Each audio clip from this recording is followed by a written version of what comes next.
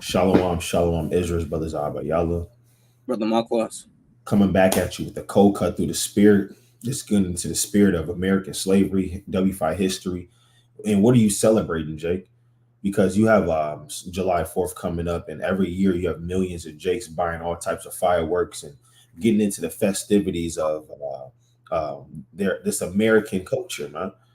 Right, popping off fireworks and going down to the beach and saying "ooh" and "ah" on the sand, and you don't really know what you're celebrating. Why? What are you celebrating? So we have to dive into the history of America and how they have inflicted the children of Israel, just to kind of remind Jake on what this place is and what they're getting themselves into. I mean, it's one thing, you celebrate Easter, you celebrate all these other wicked holidays, but you're literally celebrating the history of America when you participate in July 4th. Oh, it's just for the family. Jake always just say something it's just for the family, man. It's not just for the family. Oh, it's the day we decide to gather together on July 4th. But you celebrating American history and you going into a lot of wickedness, man. This place is corrupted by blood. All right, let me pull a preset. All right, let me share my screen. All right, this place is corrupted by blood. All right, let's go to the book of Micah. Actually, let me go to the book of Habakkuk. All right, chapter 2. Spelled it wrong. Habakkuk.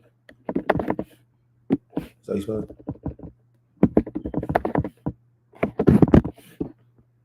All right, there we go. All right, it's Habakkuk chapter 2.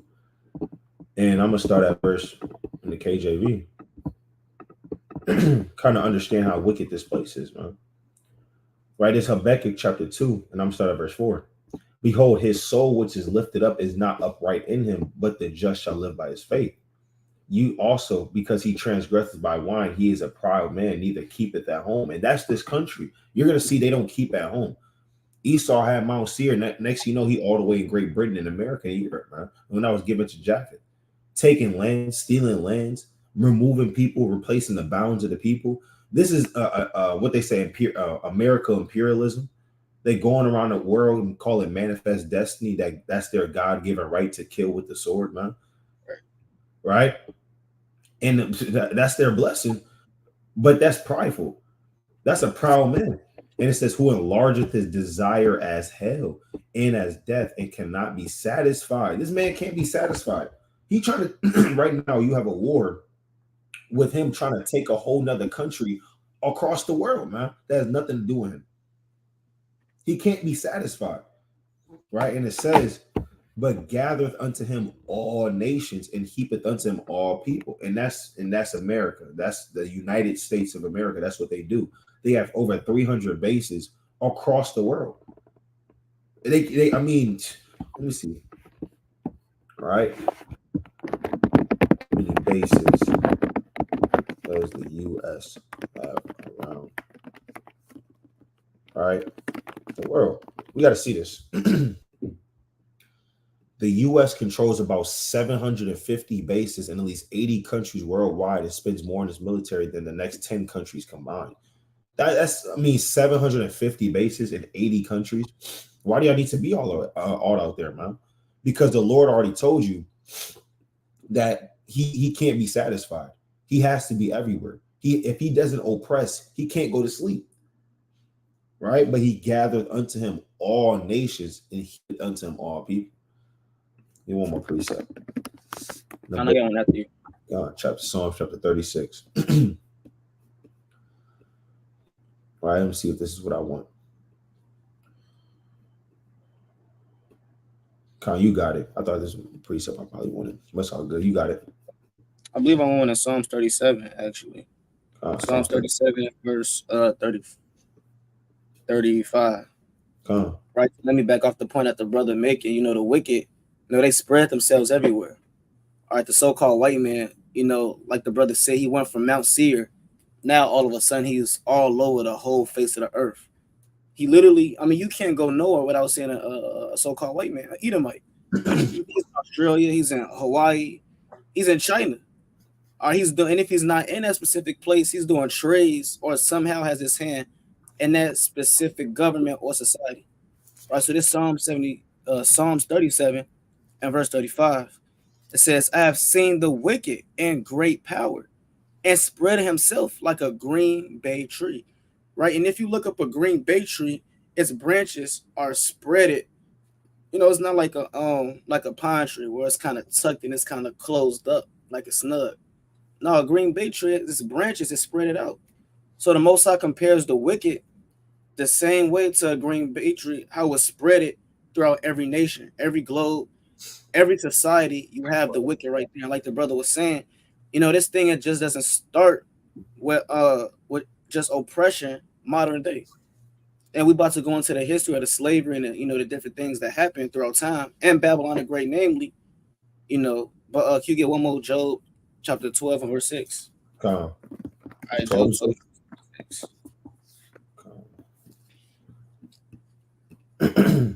Right. So that's the book of Job, chapter 12 and verse 6. It says, the tabernacles of robbers prosper. So the Most High said the tabernacle, which is the house of robbers, they prosper. Who's the main robber of the whole earth? We all know that's the so-called white man. So they're in prosper right now. This is their kingdom. All right, this is their glory. This is their dominion right now. So of course they're gonna prosper. And one of the chief places that they prosper in is Babylon the Great, right? Saint C.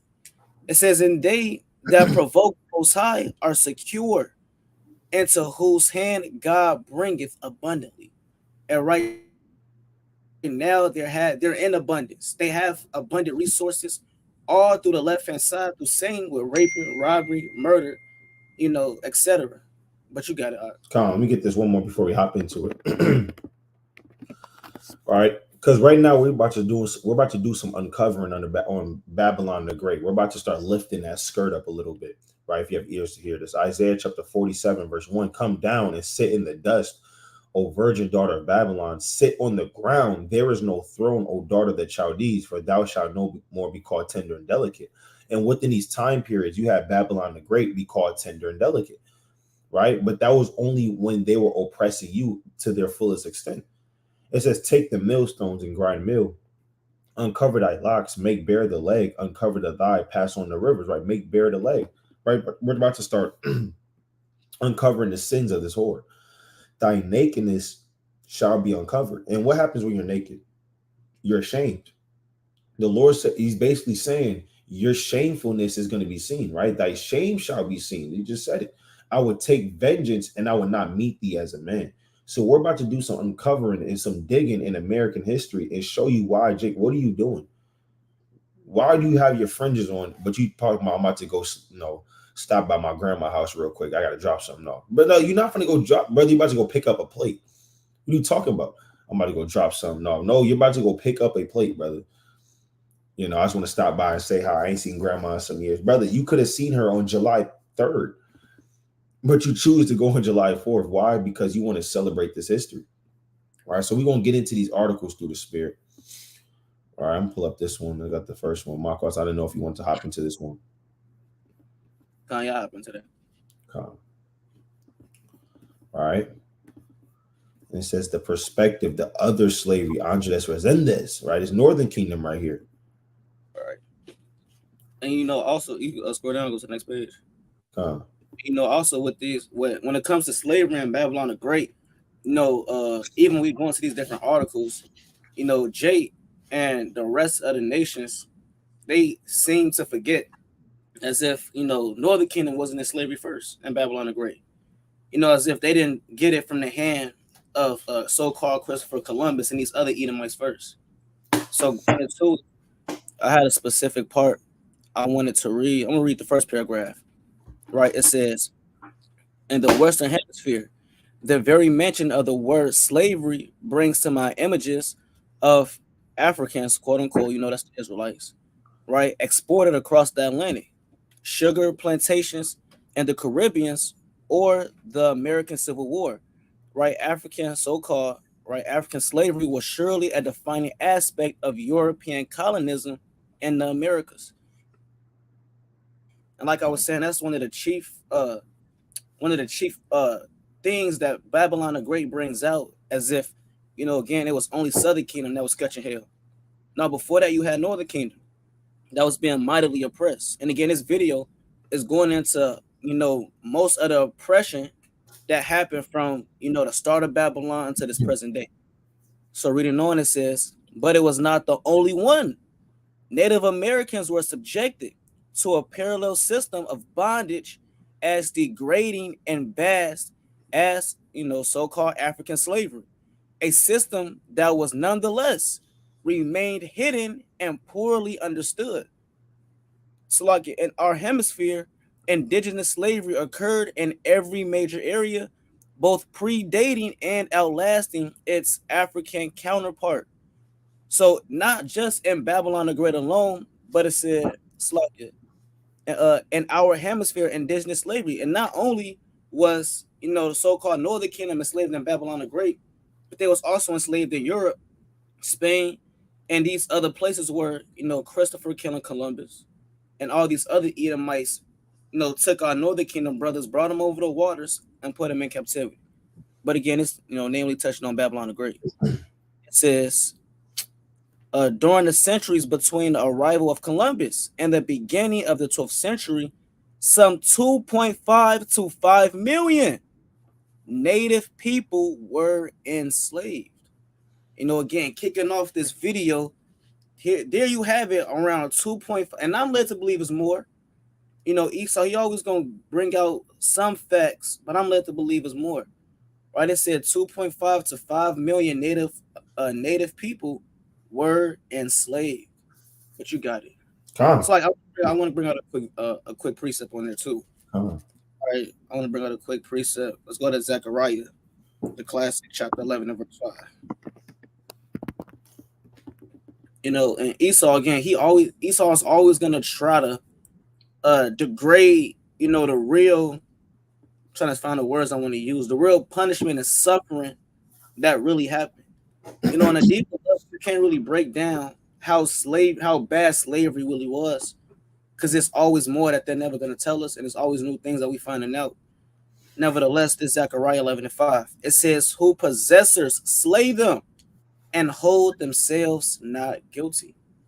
Yeah, where's the account of, the so-called white man coming, tracing back his family and oppressing, that certain family, or giving judgment to that family that did this to the so-called Gadites, or to the Gadites. All right, you got this. I don't know if I can say the word, but the so-called holla, so and so, right? Yeah. You got that time period where the Amalekite man, gotta be wise. The Amalekite man, he was he was. I'm trying to find the right words to use, but Amalek was bound up. We all know about the history. Amalek was bound up by the Germans, and to this very day, you have men that's been arrested for that crime that they did. Right? They call it war crimes. So you have war crimes still being played out, and judgment still being played out to this day from men that were a part of that evil act that happened to Amalek, right? The so-called holla so and so. But here it is, you have 2.5, right? 2.5 Native Americans, and again, I'm led to believe it's more, that was literally killed and enslaved by the so-called white man. And where's their reparations at? All right, where's their money at, and their houses and all this wealth that somehow they're supposed to accumulate after that? All right, they never get that. All they got was reservations and some wine bottles. But you got it. All right. Yeah, I mean, Esau's the greatest liar to ever live. I mean, he's the devil for a reason. He'll tell you, all the history about Amalek and their genocide. Say there was all types of people there when the census even tells you there wasn't that much people that was in that land, but they will just, cast off all manner of Israelite history, man, of us being enslaved and chains. And like the brother said, I mean, what the Northern Kingdom, Gad, Reuben, they got some casinos, and then percentage of those casinos that don't really go to them. That go to the person that owns the casino, man, or the family. And then they may get a small check out of it. They may get a good $300, $350 a month per family from the earnings of that casino. So that's not really recompense for everything that they have gone through, man. And go to the book of Revelations, chapter 13, because Esau, he was smiling in your face, man, and you think he's a good guy. These nations used to think he was a good guy, but you're under his wine, right? This Revelations 13:11. I beheld another beast coming up out of the earth, and he had two horns like a lamb, and he spake as a dragon. Yeah, America seems like they're a docile nation. You know, they keep unto them all people. Every culture is accepted, every religion. You can be whatever gender you want, no judgments. You can just come here and build a life and a legacy off the backs of Hispanics, Native Americans, and and Judites and Southern Kingdom, and we'll give you a business in their hood, and you can. That's what they do. But they really spake as a dragon, man, because the upcoming and the bringing up of America was through rape, robbery, and murder. It was sown in wickedness, man. And that's how they should go out. Let me go to Galatians. All right. Galatians chapter 6 and verse 8. The way America was brought up since its youth is the way America is going to go out. This is Galatians chapter 6 and verse 8. Let me start at verse 7. Be not deceived, the Most High is not mocked. Whatsoever man soweth, that shall he also reap. They sowed rape. They sowed robbery. They sowed murder. They stole lands. So guess what's going to happen? The Most High is going to destroy their land. There's going to be a civil war on this land. There's going to be rape, robbery, and murder coming back again through Jacob's trouble. And Esau going to be doing this to Esau too. The Lord's going to have the same way America go out the same way, man. Because of this, of their lies, man, that they have forged. And guess what? We bringing it up. We uncovering the dark secrets. Like the brother said, 2.5 to 5 million native people were enslaved, right? And not that we looking for reparations, man, but where's our recompense for this? You don't get any. And for those Edomites, I seen this next part too, Mark. For those Edomites, my families, why every Edomite family, we didn't own slaves. Every Edomite say that we never owned slaves. You talk to 10 Edomites throughout the day, none of their families own slaves. Right? It says all European empires took part in this human traffic. They call it it's human trafficking. The English, the French, the Dutch, and the Portuguese. But because Spain came to control the richest and most densely populated regions of the Americas at the same time, that it lacked African colonies, and thus access to African peoples, it emerged as the greatest enslaver. The greatest enslaver was the Spaniards of indigenous Americans to extract the hemisphere's wealth. Spain made use of this most abundant labor at its disposal, and that's what they did to. When you go into the history of Jamaica, right? There was a lot of Taino Indians there, and they came and they took all the resources and burned up the land, killed all the Native Americans, and just left. And then that's when Great Britain brought in all the Southern Kingdom from the west coast of Africa, and that's how that happened, because they're the greatest enslaver of indigenous Americans. You got it, King. So like if you jump down to the not the next paragraph, but the one after that. That last, the last one. You can highlight that. It says you can make the screen a little bit bigger. For sure. All right. It says indigenous slavery long predated the arrival of Europeans to the Americas. So before the Europeans even got over, and it's really judgment on a deeper level, because before Esau got over there, Northern Kingdom was actually oppressing each other. You see that in that one movie, Apocalypto. Northern Kingdom, they had their different tribes, and they was oppressing each other. So through the Spirit of the Lord, he had judgment happen, and you had the Europeans, the Edomites, sail all the way across the Atlantic right to the Americas. So it says indigenous slavery long predated the arrival of Europeans in the Americas. As far as back as we can appear into pre-contact monuments, codices, and archaeological evidence, as well as the earliest European accounts, We learn about indigenous Americans enslaving one another. And again, we watched that movie. I believe it's Apocalypto, if I'm not mistaken. Right? But when you watch that movie, you see at the end of the movie how Northern Kingdom, they was oppressing each other. Then throughout in the distance, you see the ships, right? With I believe they had the cross on it. You see the ships with the cross. They came across the Atlantic, and they was looking at them as if they was gods. All right. So we do get on Esau a lot, and in this video is a part of that, getting on Esau and his wickedness. But one thing we got to remember is that we put ourselves in this position. Nevertheless, it's already prophesied that the Most High is going to recompense and bring a righteous judgment to these other nations for their wickedness. Nevertheless, I got a precept on that as well. You got to, I believe it's Judges chapter 3 and verse 1. Judges chapter 3 and verse number. It's like Judges chapter 4 and verse 3. Judges chapter 4 and verse number 3. All right. So again, what you call it is this is called mighty oppression. You got a lot of people in this truth, they're mighty for whatever respective gift that they may have. You even have people within the world, they're mighty at whatever things they may do. But when it comes to Esau and these other nations, one thing that they're mighty in is oppressing God's chosen people. And that's a wicked thing to be mighty in. Again, you got our fathers, they're mighty in battle, mighty in war, mighty in counsel, are mighty in understanding of the law, right? But then again, these other nations that Jake loved to coon for, they're mighty in oppressing your ancestors. So this Judges chapter 4 and verse number 3. It says, and the children of Israel cried unto the Most High, for he had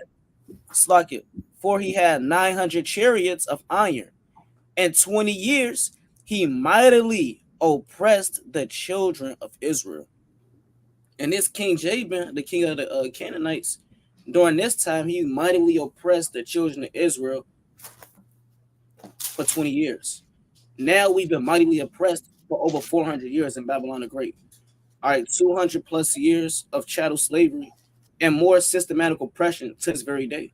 And the Lord said again, they mightily oppressed us. And we all know that nothing new is under the sun. So the same way how we were mightily oppressed back then for not following the Most High is the same way how the Lord has brought another nation from far to mightily oppress us today. All right, but you got it. I'm gonna get this precept in Judges real quick. Right. Yeah, I mean, on a deeper level of Israel, we did it to ourselves. And like the brother said, we're going to uncover Esau and what he's done to us, right, as that judgment. Because remember, it says I believe in Zechariah 1 and 15, right, they furthered the affliction. So they have done a lot of things they weren't supposed to do. They stripped you of your heritage. That wasn't supposed to happen.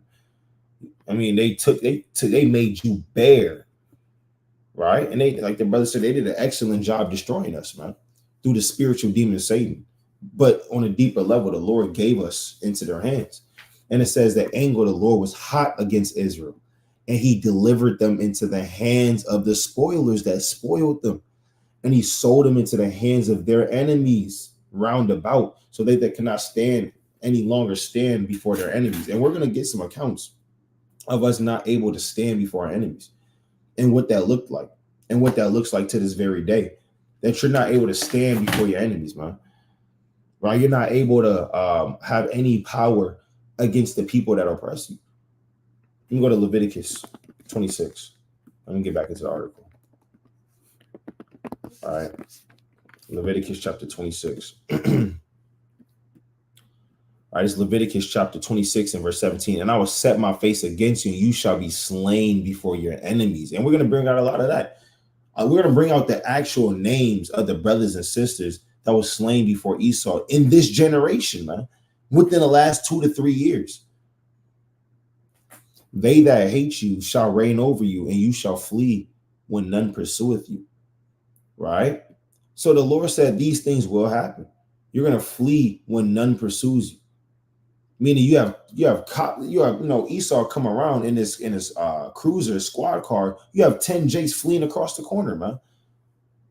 You got Issachar hopping in the back of their damn pickup van talking about La Migra immigration.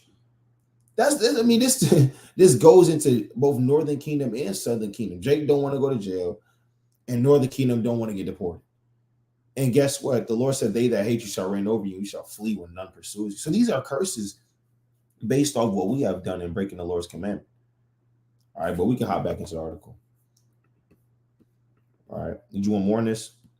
Can you go to the next? I believe I have one more thing on it. You go to the next page. Sure. Slow down real quick. Go up in the middle. Right here. I believe I have something in here. Right, yeah, that middle section. Yeah, I'm gonna read this. I'm gonna read this part right here. It says, "Slocky." It says, over the centuries, right, forms of enslavement changed in character from cultural culturally right specific native practices. It says to border imperial and signal labor engagements such as economics and encomiendas encomiendas. Slocky, encomiendas and repartimientos. Right, and I believe when you go into encomiendas, that's the slave field, right? The slave field that so-called Northern Kingdom had to endure down there in so-called Mexico, the Babylon the Great. They had the encomiendas. The same way how Jake was in that cotton field, and before that, they was already doing that. Northern Kingdom. Reading on, it says to more economic based forms of bondage, such as debt, right? Peonage, until the arrangements came to resemble the kinds of human trafficking recognizable to U.S. today.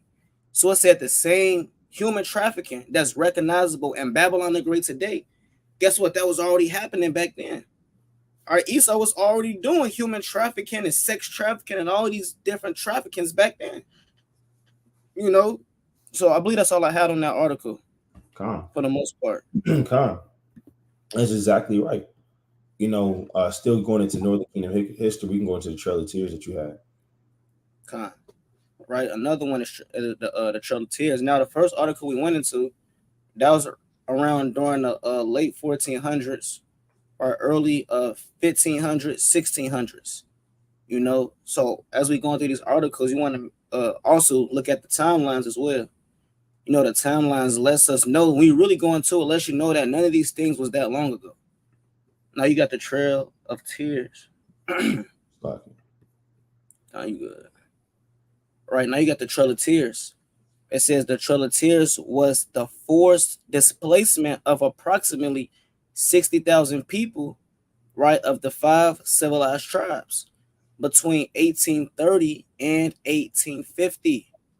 Right, and between 1830 and 1850, guess what? Southern Kingdom was in slavery. All right, I got a quick precept. You can go to Jeremiah chapter 16 and verse 14. So guess what? As you have the Trail of Tears, which we're about to go into, guess what? The dates was from 1830 to 1850.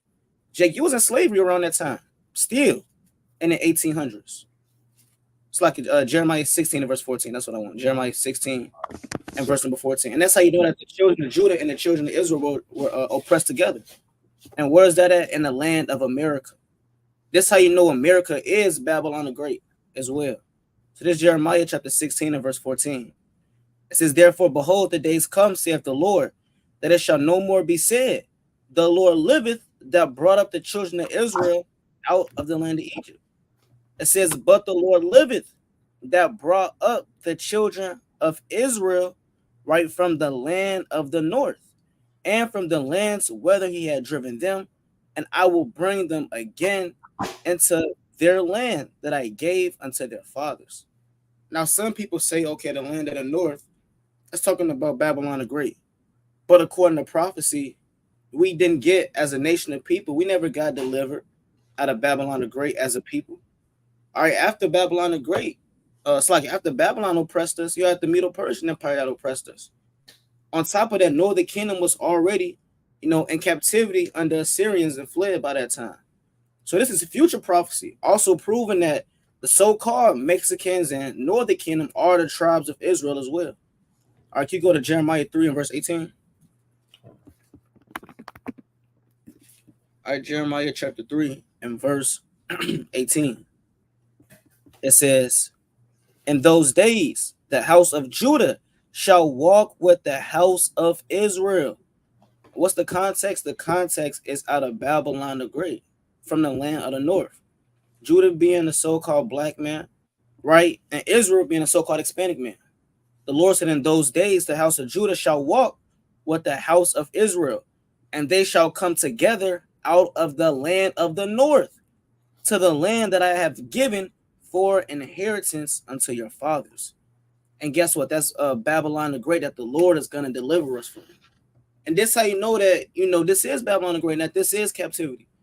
Because you have Northern Kingdom and Southern Kingdom being oppressed together in the same land. All right. So you can go back to the article, the Trail of Tears. Right, reading on from the top again. It says the Trail of Tears was an enforced enslavement of approximately 60,000 people of the 5 civilized tribes between 1830 and 1850. It says, and the additional thousands of Native Americans within that were ethnically cleansed by the United States government. That's wicked. Ethnically cleansed. Yeah, what does that mean? Let's Just look that up. ethnically cleansed. You can just press the probably press the blue link. Right, that's off. Ethnically cleansed.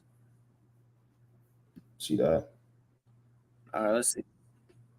You can read that. It's kind of small on my end. Khan says ethnic cleansing is the systematic forced removal of ethnic, racial, or religious groups from a given area with the intent of making the society ethnically homogenous. Meaning, basically, what Antiochus IV tried to do. He removed our racial, so-called religious practice in that area to make everybody socially, ethnically homogenous, or everybody one people.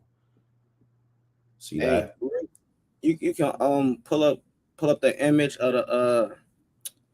the Trail of Tears to get a visual on where they pushed them at, and how much land they had to how much it was after, or probably like a before and after, or something like that. Trail of Tears. Let's see how that looks. Let's see how it's looking. You go into the history of the Trail of Tears. Look at the distance. Yeah, they got pushed all the way to the corner of the damn map. Imagine walking 3 states. Hey, Jay can't even walk to the corner store now. Hey, our fathers had to forcibly ethnically cleanse. That's wicked. That's pride. Cleansing as if they're doing something righteous. Yeah, we just cleansed all the so-called Native Americans out of America. That's off. Man, and you gotta imagine this too. That's literally you being a pilgrim upon the earth, man. All right, that's second address, right? 16. I got precept. Time you got it. And as you see, and wait, real quick, you go back to that image. It's lucky. And as you see these images, is what they had to walk in all seasons. These men had infants, newborns, babies. All right, old men, elderly. Esau didn't care. All right, if you didn't get up out that land, guess what? He was killing you. And look at that proudful picture right there. They got to eat him, like so-called leading them in a way. You can press that real quick. Yes, manifest destiny. Yeah, that's off. I remember that. Yeah, they showed us that in school. That's madness. So not only is Esau putting you captive, leading you away, but a naked Edomite with a robe is leading them in a way. What you got it, man? We go all day on this. What you got? Manifest. Let's get that definition. If you don't know what manifest destiny is, that's literally this right here, what we just showed you, right? And let's get the definition of manifest destiny. The idea that white Americans were divine, meaning the God ordained them to settle the entire continent of North America. Wow. The ideology of manifest destiny inspired a variety of measures designed to remove or destroy the native population.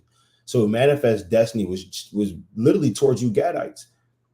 And you Gadites, right now, you're a coon out for Esau. You would go to the end of the earth for Esau. And these people said, the Most High, your God, gave us the divine right to take over this whole country. That's evil. That's hypocrisy.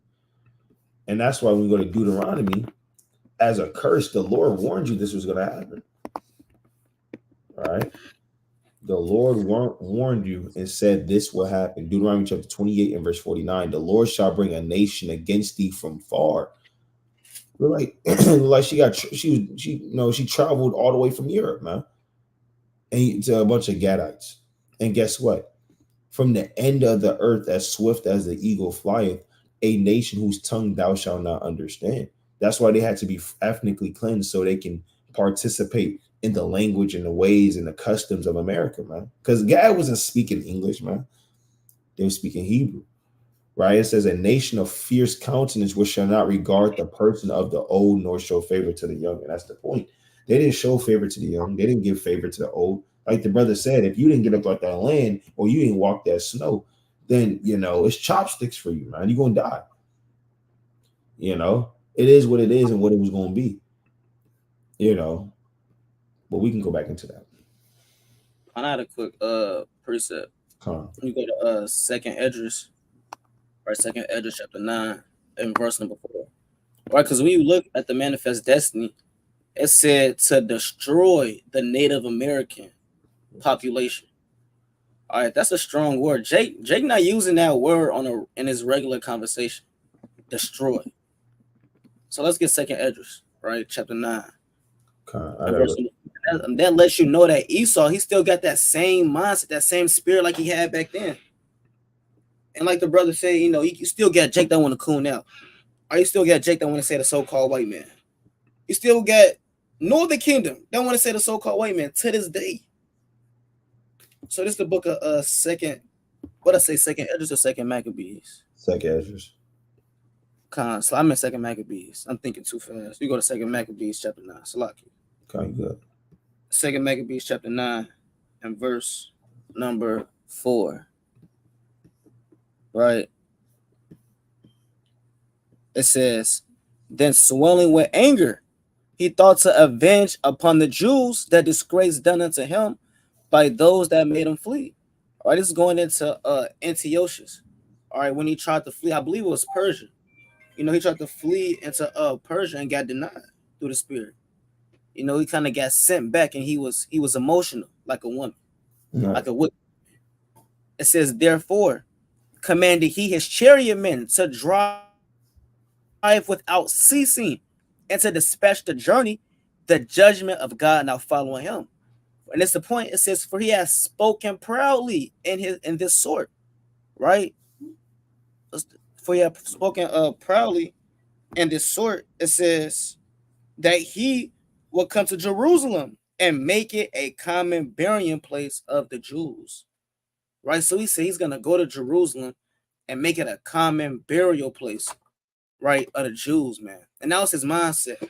All right, let me go to the land of Judea, right? And I'm gonna just make that whole land a damn graveyard. That's wicked. I mean, what man in his right mind wakes up and just thinks, I'm gonna go to this place, I'm gonna just make it a whole common burial site. Man, I can't wait. But guess what? That was the mindset of the so-called white man, right? And again, we read this, we had nothing to do with it. He got emotional because he got denied in war and battle. He lost. And he said, because I lost, I want to go kill all the Jews and make their homeland a damn grave site. Same thing with with Esau, right? That so-called manifest destiny, their job and their goal was to destroy all Native Americans. It's the same spirit on the same people, but you got it. Come. Yeah, we can hop back into the article. It says, reading on the second paragraph. It says, as part of the Indian removal members, right? The Cherokee, the Mas, I don't know how you say that, right? The Muscat, the Seminole, right? The Chickasaw, right? And these are all Gadite tribes, all right? The Choctaw. It says nations were forcibly removed right from their ancestral homelands in the southeastern United States, man. So a lot, and that's where Reuben was at. No, that's where a lot of Reuben was. You got Gad, he kind of had the rest of the so-called Americas, right? But you had Reuben, he kind of had the southeastern part. So they said, you know what? Yeah, all y'all got to get up out of here, right? And when you go into it, they kind of pushed them up all into Washington. They pushed them all up in the border. All right, to Washington, to Northern California, right? Montana, and all those uh, northern western states. And that's a long walk. That's from one end of the country to the other, man. That could have took months, you know. Nevertheless, the mind of the so-called white man, he didn't give a damn. And again, this happened to our people. Yet you still have Jake that somehow forget all this information, all this knowledge, and they're still trying to say the so-called white man to this day, and he hates his own brother. Right? Yeah, What that's you got? evil. Come. Let me get this in the book of I'm gonna get this in the book of Isaiah. All right, what's the book of Isaiah? Chapter 37. All right. It's the book of Isaiah chapter. So, he has Sennacherib, he has sent his men. The king of Assyria has sent his men into where? Judah, right? Judea. And they received letters, and they was basically trying to get them up out the land, man. They was basically just trying to have them submit to him. And they say, well, we have lands just like yours. Just come over here and be with us, right? We have lands just like we're not doing that, man. And they was trying to get them to basically get removed off the land through the spirit, and we weren't going for that. And the Lord destroyed the Assyrians for their talking, for their much speaking, man. Let me go to the book, Isaiah chapter 37, and I'm going to start at verse 36. And it says, then the angel of the Lord went forth and smote in the camp of the Assyrians 105,000. And when they arose early in the morning, behold, they were all dead corpses. And this is what happened when they was trying to remove Israel off that land. But they were righteous at the time. Now, people are just wicked. So now the Lord actually allowed that to happen through the trail of tears. But when the Lord is with us, when the Lord is defending us, the Lord can kill 185,000 people at one time. But that was the same thing that was happening. They was trying to come and remove us out of our cities, man. Right? And the Lord said he shall not come into this city. But what happened? What happens when you start to oppress your people? You start doing wickedness and going off, and the Lord will have Esau forcibly remove you from your land, and he will give you newly designated Indian territories west of the Mississippi, man. Jake don't even have a land. Jake has no land.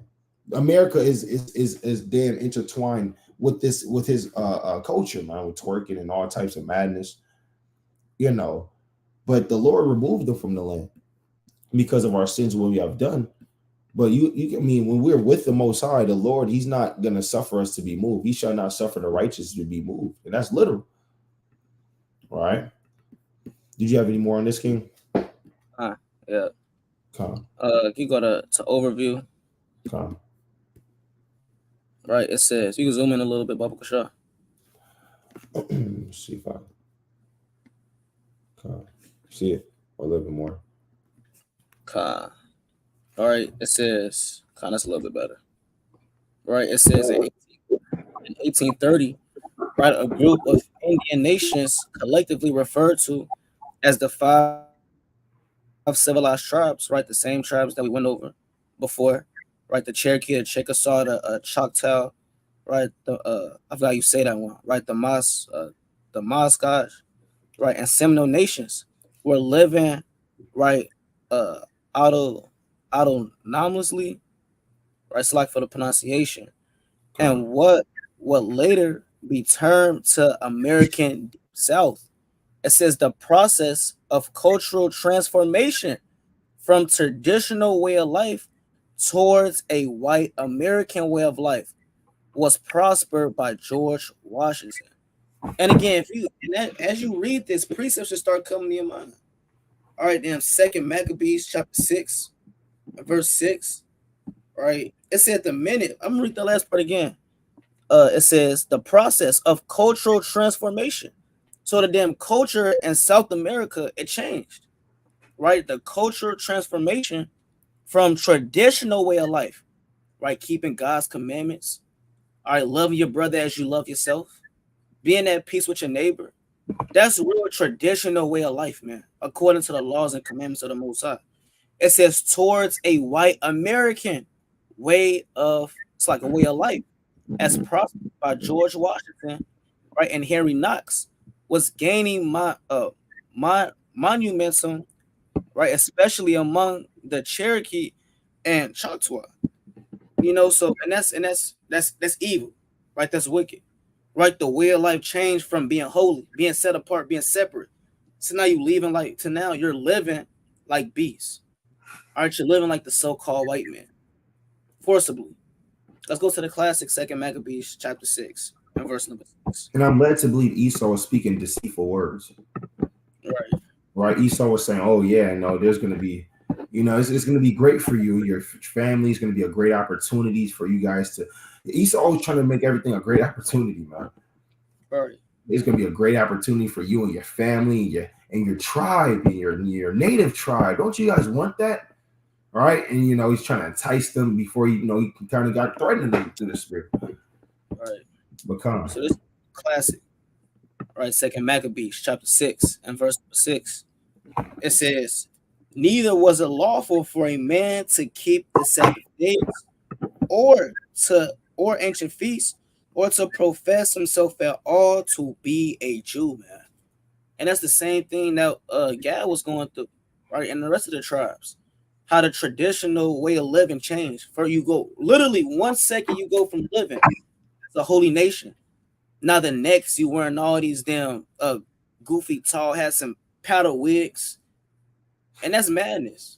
Right? What an Esau right mind thought a powder damn wig was a fashion.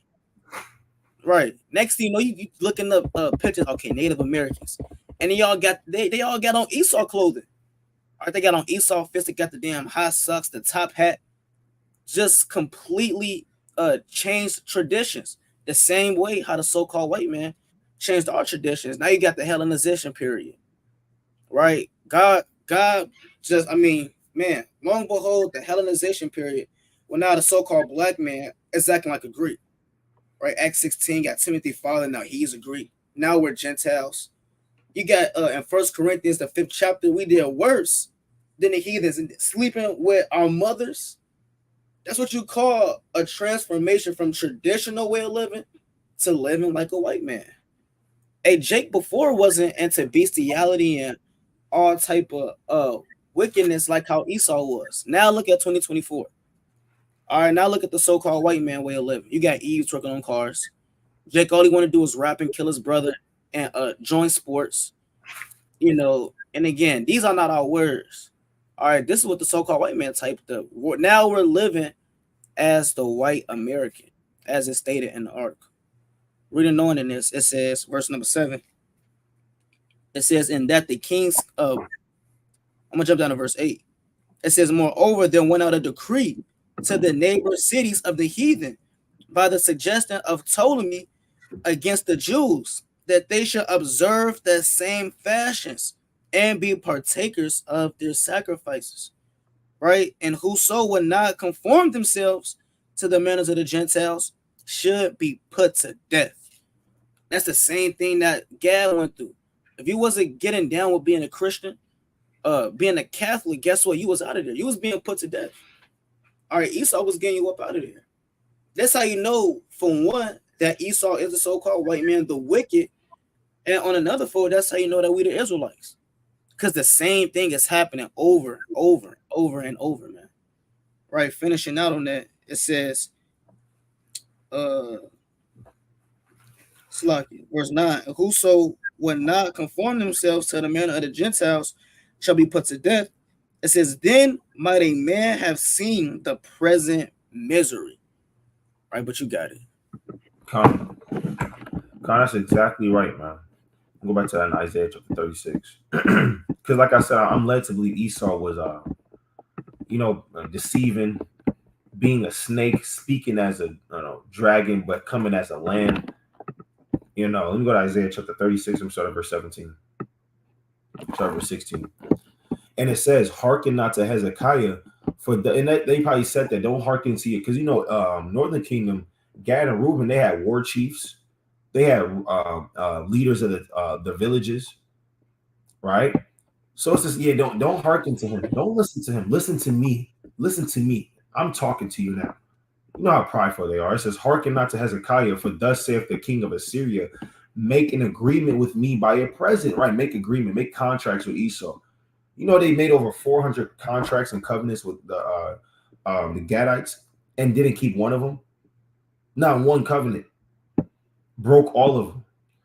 So you think this man, the captain of the Assyrian host, was going to actually keep the contract with Hezekiah? We know these heathen spirits.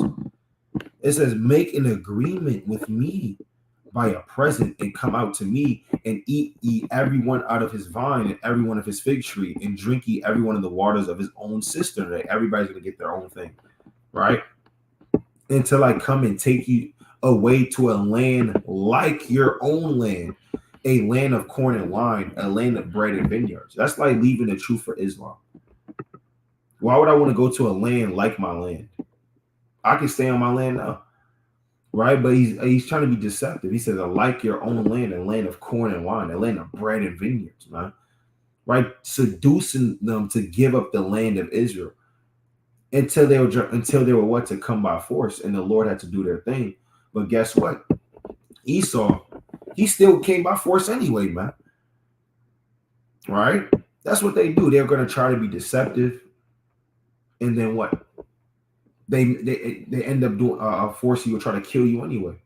And you gotta understand, look at the route they took. This is from Florida all the way to Mississippi. Florida all the way to Oklahoma, man. Imagine walking from Florida to Oklahoma. How many miles is that? That has to be over 2,000 miles that they walked barefoot. That's absolute torture, man. And that's why he is the devil that the Bible speaks of. Let me get the very classic precept real quick. I got you. All right, Job chapter 9 and verse 24. And it says, the earth is given into the hand of the wicked, because only somebody wicked will make somebody walk this erroneous amount of miles on foot. Right? And it says, he covereth the faces of the judges thereof, if not where and who is he? And guess what? How does Esau cover the faces of the judges? Now he's the Indian. Every time you talk to an Edomite, they got 5% Indian in their family.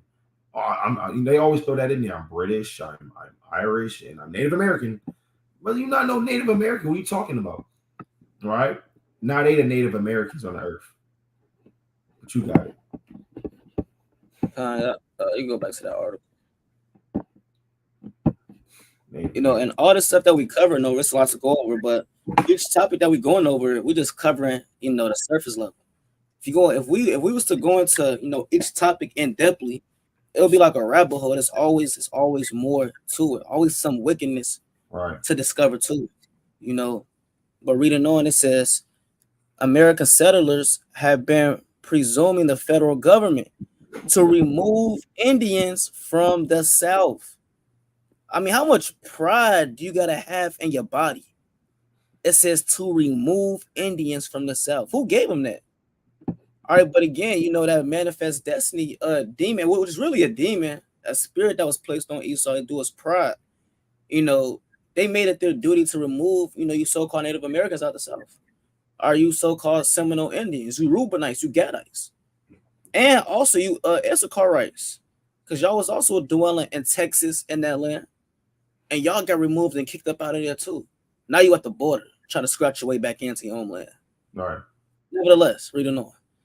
It says many settlers, were encroaching on Indian lands, while others wanted more land made available to settlers. Although, and that goes back to the precept the brother brought out. All right. To Habakkuk, the second chapter. They always want more. All right. It says made available to the settlers, although the effort was vehemently, right? It's like it was vehemently, right, opposed by some, including U.S. congressmen. We got to get into all that. But that's pretty much all I had on there. Let me read this one real I'm gonna quick. finish out that last part. Zach, I'm gonna just finish out that last part. It said Congressman Davy Crockett of Tennessee and President Andrew Jackson, right, was able to gain a congressional passage of the Indian Removal Act of 1830, man, right, which authorized the government to extinguish. These are some heavy words they're using. This is really these are some heavy words they're using. Extinguish any Indian title to land claims in the Southeast. I mean, man. Hey, again, Jake don't use these words on a daily basis, man. I'm gonna extinguish this whole block, man. I mean, we know Jake got an evil eye towards each other, but I mean, damn, I don't know a Jake that wanted to extinguish a whole city. That's so. Esau wanted to extinguish a whole race. That's demonic. Out of the land that's not his. That's worse than destroy. Just you extinguish somebody. You got it. Yeah. I mean, these words that this is a prideful right here. Yeah. Yeah, man. And real quick, on a quick point too, you got these so-called white people today. They say, man, if slavery was going on today, I would be against it. Well, hold on, we know that you're your forefathers. So if they felt like this, most definitely we know that you want to extinguish the so-called black and Hispanic man. Hey, we might use that word at camp. Yeah. Right, we might bring that out at camp. Most likely gonna extinguish you. All right. Think about it. These Edomites that I was in Oklahoma, they're not giving up their houses. They're not giving up their homes. They're not giving up their land. They'll rather than walk back there in Florida, man. They don't give a damn. They're gonna put them on reservations that's not big enough. And then Esau got backyards full of land. And you ask those homeowners, they don't care. All right, that's the pride of Esau, and the Lord said that thy pride have deceived thee. All right, now let's get into the Mexicans, man. All right, Issachar on the scene. All right, this is the Mexican-American War. This is how Issachar got his land snatched up from him, man. By who? The beast, Babylon the Great in his glory days. Right, and it says the Mexican-American War, also known as the United States, as the Mexican War, and in Mexico as the United States intervention in Mexico, was an invasion of Mexico by the United States Army from 1846 to 1848. So it's an invasion, just how they invaded the United States. Esau, he's never satisfied, and we went to that in Habakkuk chapter 2, in verse 4. He's never satisfied. He never keepeth at home. So here you have it. Esau's invading another land. It followed the 1845 American annexation of Texas, which Mexico still considered its territory because Mexico refused to recognize the Treaty of Velasco signed by President Antonio Lopez de Santa Anna. And so, Issachar really thought that was still their land, but Esau said, no, this is us. We got Texas, right? Let me jump down to let me jump down to 22, second stanza, right? In the United States, sectional politics over slavery had previously prevented annexation because Texas, formerly a slave-free territory under Mexican rule, because when Texas was with Mexico, Mexico, you was free if you was a slave. If you was considered a slave, you ran away to Mexico, you was considered free. In Texas, they wanted Texas to make it a slave state, right? Because it tells you would have been admitted as a slave state, upsetting the balance of power between northern free states and southern slave states. All right. So they wanted that state just to enslave you, Jake. Right. And it says in the 1844 United States presidential election, Democratic James K. Polk was elected on a platform expanding U.S. territory to Oregon, California, also a Mexican territory. So they just imperializing land. Let me go to Micah chapter 2 and verse 2. They went to Oregon. That was also Mexico territory. They went to Texas. Texas solely became a state just to enslave you. Wow. All right, this Micah 2:1. Woe to them that devise iniquity and work evil upon their beds. In the morning is light, and they practice it because it's in the power of their hand. Just because it's in the power of their hand, Esau decides to go all the way over to damn Oregon, man, for no reason. I thought the war was about Texas, right? But the Lord said it's just because they power in their hand, they practice evil, and they what? And they covet fields and take them by violence, right? I mean, last time I checked, when you invade somebody, let's say you got Marcos, you got invaded in your house. That's they're trying to take something by violence, man. You know, you can't. I mean, you can't make this up. And it says, and take them by violence in houses, and take them away. So they oppress a man in his house, even a man in his heritage. Right? Hey, I think Esau put an Amalekite woman as a president of Mexico, man. Right? Nationality. See that? Let me see. Wow. See that Claudia Sheinbaum didn't make just history when she was elected Mexico's first female president. She will also be the first Amalekite president in a country with one of the largest Catholic populations in the world. So what is she doing there? Esau still oppressing Issachar, even after taking their land over 250 something years ago. And guess what? I guarantee you're going to have Issachar out there on July 4th with their families in a bottle of Corona. Right. On a land that's supposed to be belonging to them, that their great grandfather got their head be chopped off for. Right. But you got it. You can go to Psalms 58:3. Last Psalm 58 and verse number 3. And like the brother said, they just lie. All right, they're using beguiled words to overcome Gad. They're using secret words, again, knowing that they don't speak English. First of all, you make a treaty with someone that don't speak the same language as you. What type of peace treaty is that? It's Psalms 58 and verse 3. It says, the wicked are estranged from the womb. They go astray as soon as they be born, speaking lies. And that's very prideful for you to for somehow you just write it, you grab a piece of paper, you sign your own name on it, and all of a sudden this land is now yours. Here it is, Issachar is saying, wait, hold on, this is our land, right? Our people are here. They say, well, hold on, look, I got a piece of paper, all right, I said it's mine, it is what it is. Then they got the land, took it from them. Just got bullied out of it. You can pull up an image of Mexico before the colonization of Esau. All right, let's see how much Esau really took. All right, again, we're dealing with the chief wicked nation on this earth that the Lord has ever created. Damn. Yet somehow they can still get salvation. Yeah, can you blow that up, Bubba Kushar? Let me see if I can get this right here. Yeah, that look like a better picture. Got the states right there. All right, let's see if we can blow this up. You see it a little bit better. Yeah, so for the tribe of Issachar, man. So we done dealt with Reuben, we dealt with Gad, and now Issachar. And this is only in Babylon. We're not even touching on so-called South America and Central America. We only touching on Babylon the Great. So how much more wickedness and history is there, right, throughout all the other tribes? Nevertheless, this was Mexico.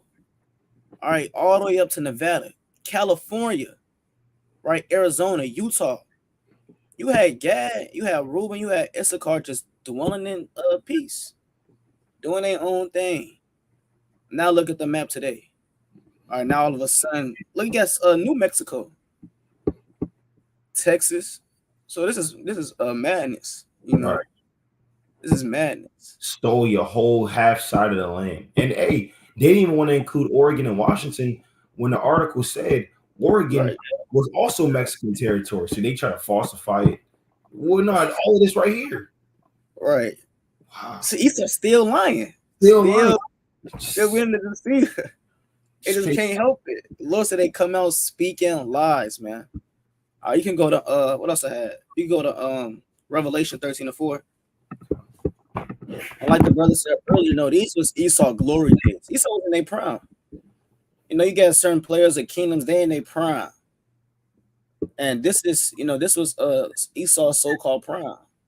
Right? Their new beginnings, their new birth. When they was just splitting away from Britain in Europe, right? And it was becoming their own so-called empire. So this Revelation chapter 13 and verse 4, it says, and they worshiped the dragon, which gave power unto the beast. And they worshiped the beast. The beast is Babylon the Great, right? America.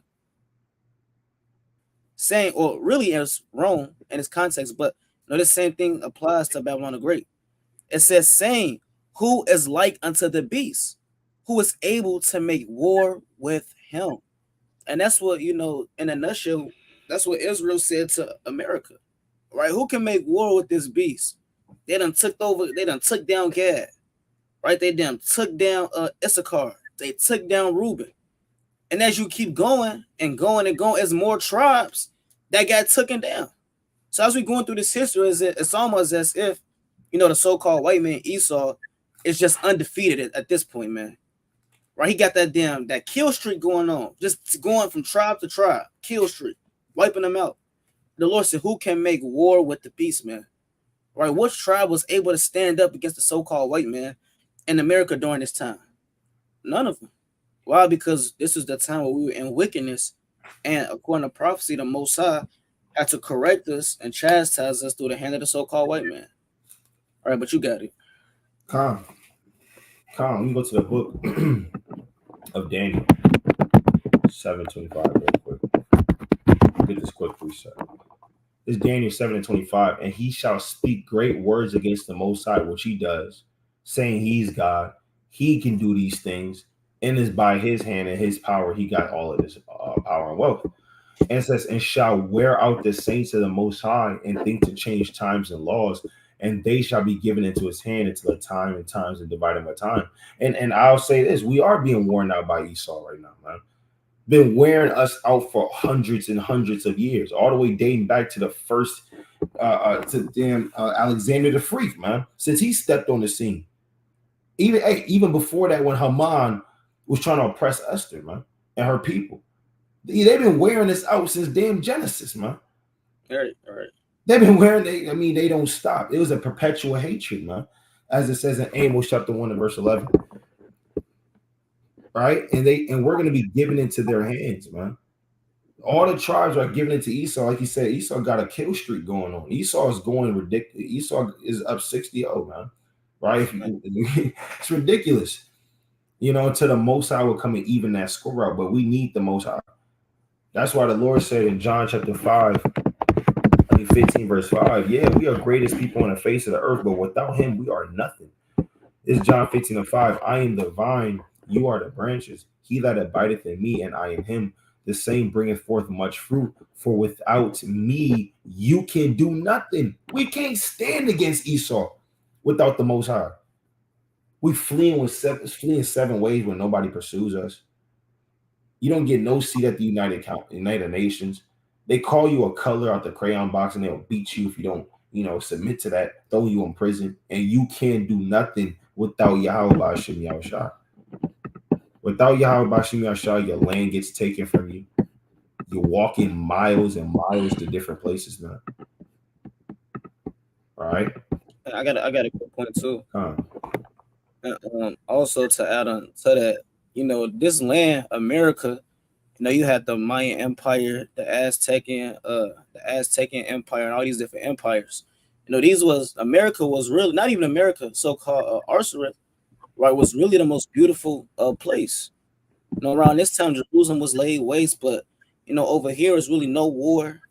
All right, it was no real big bloodshed to where the land got all type of defiled and changed out its course. Though you still had the mighty pyramids and all this beauty. Even when you look at the images, All right, you can tell just a beautiful scenery. Now look at Mexico. Right now, look at America. Now look at those states that Esau just took over. All that beautiful grass and that scenery, that's not here anymore. That's all done away with. But you got it. So not only did they, overcome the people, but they tore down the land as well, along with it. Lucky, you got it. No, that's cool. I said on that. That's all I had on this, just to kind of show that Issachar, you got your whole half of the country taken from you. And now y'all down, every September 16th, y'all downtown Chicago and wherever y'all at, making a fool, doing, for Mexican Independence Day. You had all of this, but y'all celebrating a little. It's backwards here, man. Jumping on buses and waving a Mexican flag around, and but Esau, he already got the biggest win over y'all. But we're gonna dive into Jake history too, Southern Kingdom, man. We can't get away either. We see what the Lord did to, Northern Kingdom, right? But I'm gonna jump into this article, right? Okay, Southern Kingdom, you got it bad too, right? And it says Jim Crow laws, right? Actually, even before I get into that, I'm getting to U.S. slavery. Right? We're gonna get into slavery in America, right? With Jake. It says millions of enslaved Israelites contributed to the establishment of colonies in the Americas and continue laboring in various regions of the Americas after their independence. Wait, hold on. After their independence, I didn't even read this part. Jake, you was still put to work and enslaved. So what are you celebrating? What are you after America's independence? Them Edomites was turning up, and you would still continue laboring. What you do today? You tired all the time. They drinking, they turning up for their country, and you serving them. You establishing their colonies. All right, including the United States. Many consider a significant starting point to slavery in America to be 1619, when the privateer, the White Lion, the White Lion, right, brought 20 enslaved Africans ashore in the British colonies of Jamestown, Virginia. The crew has seized the Israelites from the Portuguese slave ship Sao João Bautista. Yet enslaved Israelites have been present in regions such as Florida that are part of the present-day United States nearly 1 century before. Throughout the 17th century, European settlers in North America turned to enslaved Israelites as a cheaper, it called you cheaper, man. Right, more plentiful labor source than indigenous populations, indentured servants who are mostly poor Europeans. So they said, you know what? We're going to take our eyes off Northern Kingdom. We want you, black people. We want y'all. Y'all are more cheaper. Right, let me get this precept real quick. In First Maccabees 8:1. All right. First Maccabees chapter 8 and verse 1. Because didn't they sell the children of Israel for slaves back then as a more cheaper option? Right? They came to buy the children of Israel for slaves. Let's see, this is what I want.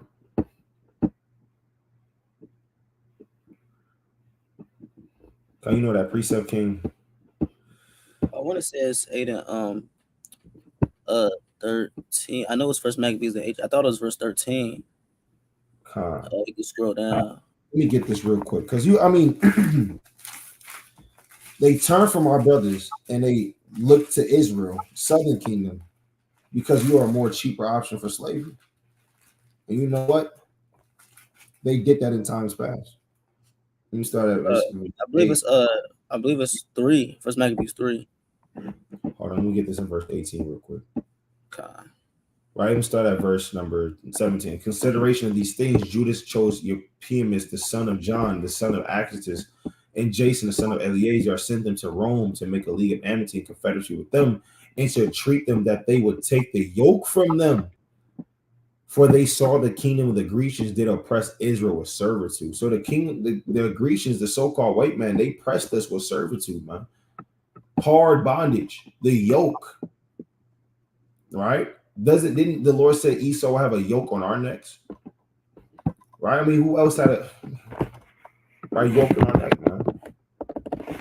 Yoke of iron. We always pull this up. Who else had a yoke on their neck? This is southern. This is Judah, Benjamin, Levi, right? And that's in the scriptures, man. That we had yokes on our neck from the so-called white man being oppressed with servitude, calling you a more cheaper option than Northern Kingdom. Did you have a precept, King? I'll go back on this. Kind of got a quick precept. Uh, You go to Second Maccabees chapter 8, verse number 4. Second Maccabees chapter 8 and verse 4. And it's a precept as well that we bring out a lot at camp, through the spirit. All right, Second Maccabees chapter 8 and verse number 4. And that's how you know, again, it's nothing new under the sun. All right. Nothing new under the sun. Like the article said, Southern Kingdom, we was kind of the cheaper option. I don't know how I don't know who's deciding the price range. wow. Right. Yeah, I don't know who's deciding. And that's how you know Esau just prideful. You're just looking at a specific tribe. Now I think this tribe costs a little bit more. I think this tribe costs a little bit less.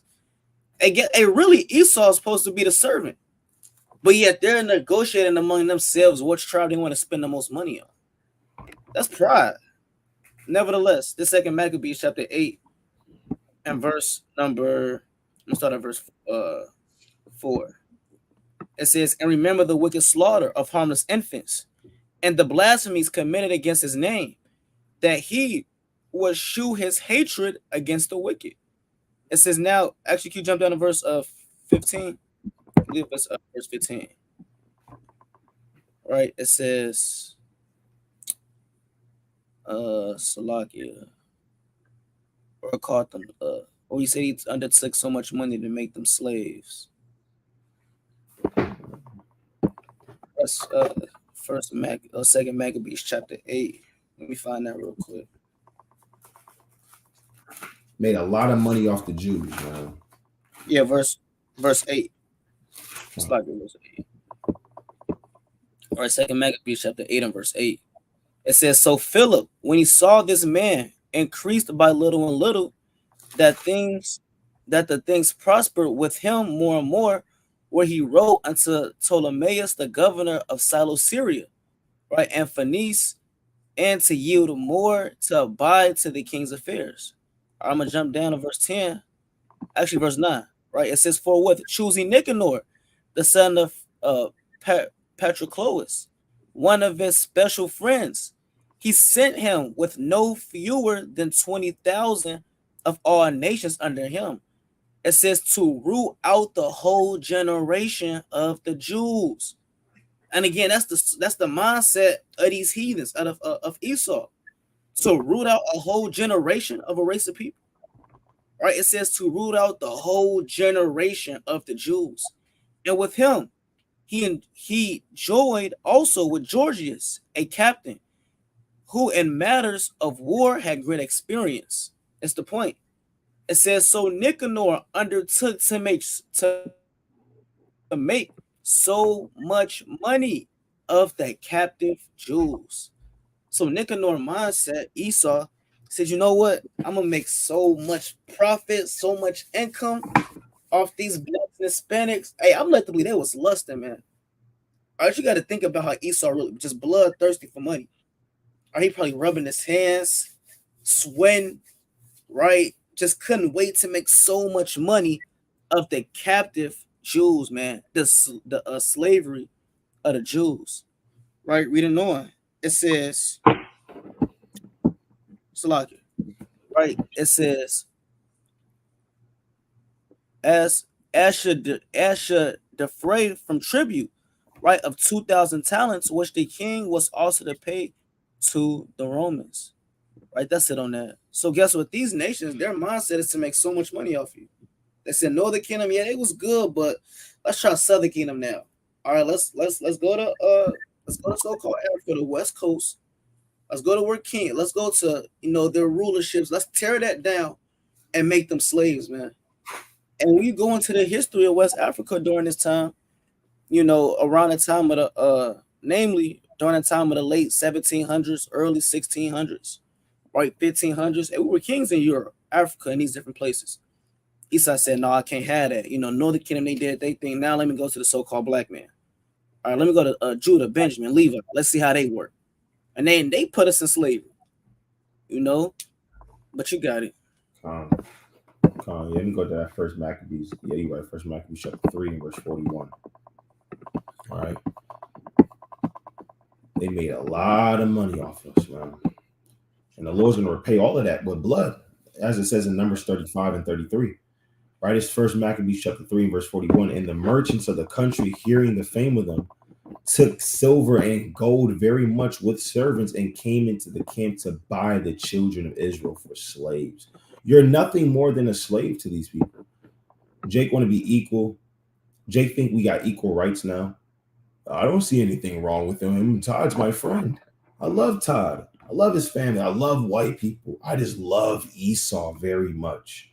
But they don't look at you nothing more than a slave, man. None of these nations don't look at you as equals, bro. They look at you as the children of slaves, right? As the not the children of Israel, the children of homeborn slaves, man. Right? Who did it? A power of Assyria and of the land of the Philistines joined themselves unto them. So yeah, them Ishmaelites and them Hamites, they call you a kata Negro, man. You come here by boat, I come here by plane. Right? These Ishmaelites, they come in your neighborhoods and they have just all the damn restaurants and the damn corner stores and whatever the case may be. And so does Esau. They bought you for slaves.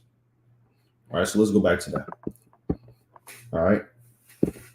And it says, existing estimates establish the Europeans and American slave traders transported nearly 12.5 million Israelites to the Americas on this number. And they'll tell you too, over 2 million Israelites died on the way to America.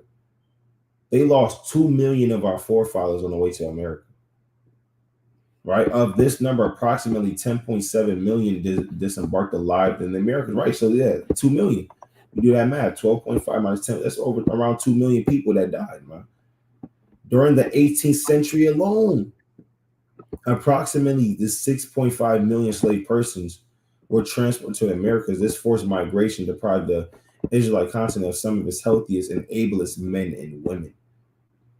Right? And they had you on the tobacco, the rice, right, and indigo plantations on the southern Atlantic coast from the Chesapeake Bay colonies of Maryland and Virginia south to Georgia, right?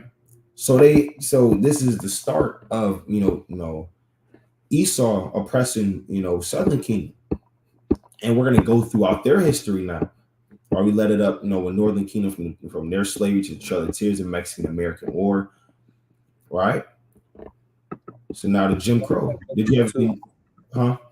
Yeah, I had a quick point too. And when you go into how many people died, as well, you got something called, well, I don't know if it's a specific name for it, but you got the sharks, right? The sharks end up changing their pathway to making their migration, right, as the same migration as from the west coast of Africa to the Americas, because there was so many dead bodies that they threw into the water. You can look this up right on your own time. Nevertheless, you got the sharks. They start following that same pathway because there was so many dead bodies thrown into the water during that time, to where it was damn near like feeding grounds for them. So, and that's madness. You have so much death that a whole water species changes its course just to feed off of it. That's a lot of death that gotta happen. Like the brother said, over 2 million of our ancestors just died making it to this place, man. Right, and that's sad. But that's all I had. Yeah, no, that's disgusting. How they'll do that to how they'll do that to us, man. But this is why you shouldn't celebrate July 4th. Like, what are you doing, Jake? We're showing you your history and what you were doing on July 4th about 300 years ago, man. 20 years ago. All right, let's get it. Jim Crow laws. Right now we fast forward to the 40s, the 50s, and the 60s, when they so-called legalized you from the yoke of iron on your neck, and then they transferred that yoke of iron to your mind. Right. So it says Jim Crow laws work. Huh? I had a precept for you. Got into it. Con, you bring it up. You get Deuteronomy 28 and verse 46. And when you, like I said before, when you go through all these different atrocities, you want to keep the date, in your mindset. So, the first one we went over was with Gad. You had Christopher killing Columbus. He came over at around 1492. So you have the late 1400s, right? You got the lynching. I don't think you brought that out yet. The lynching of the Oh, yeah. Mexicans. I was gonna get that after this. Oh, see that? I don't want to jump the gun, right? But you got the Mexican War, right, which happened during the 1800s. So you got also the 1500s, where you got the Salakia is escaping my mind. The Trail of Tears. So from the 14s to the 15s, right, the 1600s, we're about to touch on it through slavery of the so-called black man, and that's again this is it's a lot of history. From the 1400s to the 1500s, Northern Kingdom was in slavery by the so-called white man. From the 1600s, what the brother about to go into, Southern Kingdom is being oppressed with the Northern Kingdom. So there's literally not one point in time in American history where the tribes have gotten rest. Or name me one point in time in American history where the so-called Black, Hispanic, Native American man, woman, and child has got rest from oppression. Since they damn stepped foot on his land, oppression kicked off. Treaties were broken. And to this very day, it's the same way. So this Deuteronomy 28 and verse 46, right? Verse 46. It says, "And they shall be upon thee for a sign and for a wonder, and upon thy seed forever." All right, and that's a promise, man. That's a prophecy, but that was a promise from the Most High. Right? If y'all go off, I promise you, y'all will be under these curses forever. Right, from the 1400s all the way up until this present time. Again, if anyone can just name me one time in history where the so-called Black or Hispanic man has gotten rest and Babylon the Great, hey, you got to pull that up, man. Because all we reading throughout America's history so far is nothing but slavery and oppression for the so-called Black and Hispanic man.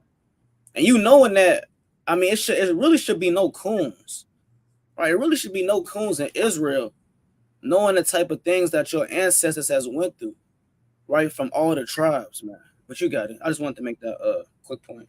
Con, no, that's exactly right. But I mean, you gonna have coons and it's bad. They're exterminating Jake in the middle of them. In the Grecian and the Roman Empire, you still had Jakes that wanted to conform to their, to sports and wearing a hat and gymnasiums and Olympics. Right. Jake, they do that now. They turn a blind eye to the shootings that happens, in the lynchings that happens, man. Even knowing their history. All right, but we can go back into that. It's disgusting. Right. And it says Jim Crow laws were a collection of state and local statutes that legalized racial segregation. Named after a black minstrel show character, the laws, which existed for about 100 years from the post-Civil War area. That's that blackface. Right. That's where that blackface come from. And that's what actually started Jim Crow laws. Right. And it says from post-era until 1968 were meant to marginalize African Americans by denying them the right to vote, hold jobs, get an education, or other opportunities. I mean, yeah, these laws were purely meant to oppress you. They just told you that. These laws, they didn't want you to hold a job. They didn't want you to, have a good education. You had something called the Brown versus the Board of Education, man. Right, in 1968, where they actually banned the Bible. As soon as Jake was allowed to integrate these schools, they took the Bible out the school system. Right, and other opportunities, man. Those who attempted to defy Jim Crow laws often face arrest, fines, jail sentences, violence, and even death, man. So if you chose not to want to be oppressed and violated some of these laws and didn't willingly submit to Esau, then they put you to death, man. And we just read that in 2 Maccabees 6 and 6. Right? Let me get the book of Isaiah chapter 10 and verse 1. This is how demonic these people, they redline you. Meaning you can't live in certain neighborhoods and territories, meaning your housing value goes down in that neighborhood, so you can't really pass down that house. This Isaiah 10 and 1. What sorrow awaits the unjust judges and those who issue unfair laws? The Lord said, what sorrow awaits you? It's in the NLT, because they issue unfair laws. This is the epitome of unfair laws that's meant to marginalize Israelites to hope to even have an employment and take care of their family. Not saying you should want to vote, but they can even decide who the next they can even decide who the next so-called president was going to be. How can you not decide what the next president going to be, but you over here celebrating July 4th, Jay? Right. How you can't even decide who? Wow. Right. And then they would oppress you if you didn't want to get down with that. That's why the Lord said that. Who issue unfair laws? They deprive the poor of justice and deny the rights of the needy among my people. They deny the rights of the needy among my people. They literally are denying them the right. It says it right here. It says it right here. They prey on widows and take advantage of orphans, man. And that's plain. That's thus saith the Lord. And that's what they do. And they do that now. And we're gonna get in them taking advantage of orphans with the Northern Kingdom at the border.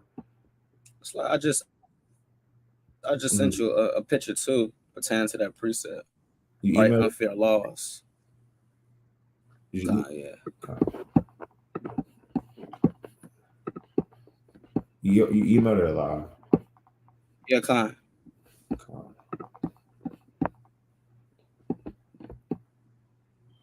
Yeah, I mean, let me see that.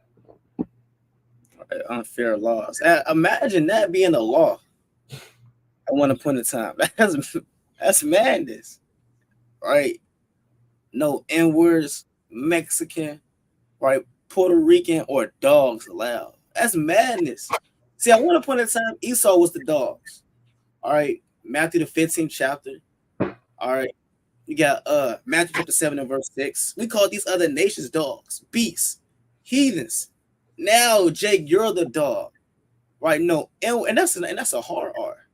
That shows very much hatred. Yeah, all caps. Has man all caps. They making sure you know. And by this time, Jake, you was just now reading. You know, so no N-words, no Mexicans or Puerto Ricans. See, they got Ephraim in there. They couldn't even spell it right. They didn't even give a damn either. You said what? They didn't even give a damn about spelling it right. Yeah, I was looking at that. He even spelled it right. So dogs loud, man. That's crazy. And he got an Edomite, even more proudest at it. Edomite saw this. Oh, I like it. Let's take a picture next to this. Out of all things to take a picture next to, you want to take a picture next to that sign, man. But yet the so-called white man can still be saved, and the white woman. All right, and Christ is coming back to deliver these people that did this to his chosen people. Not even mention what happened to them in the Roman Empire, the Grecian Empire, and all throughout history. Somehow they still can have salvation. All right, but you got it. Yeah, and they listed dogs last. They made sure that you was first. Then you knew Northern Kingdom was second, and then if you have a dog, then no, you can't come in. Wow. That's crazy. You know, Esau love their dogs, man, because they are dogs. Hey, Job said I would even set my dogs, to their flock, man. It's paraphrasing. Actually, let me not even paraphrase. Let me get that. What was that, Job? 30. And that's Job 31.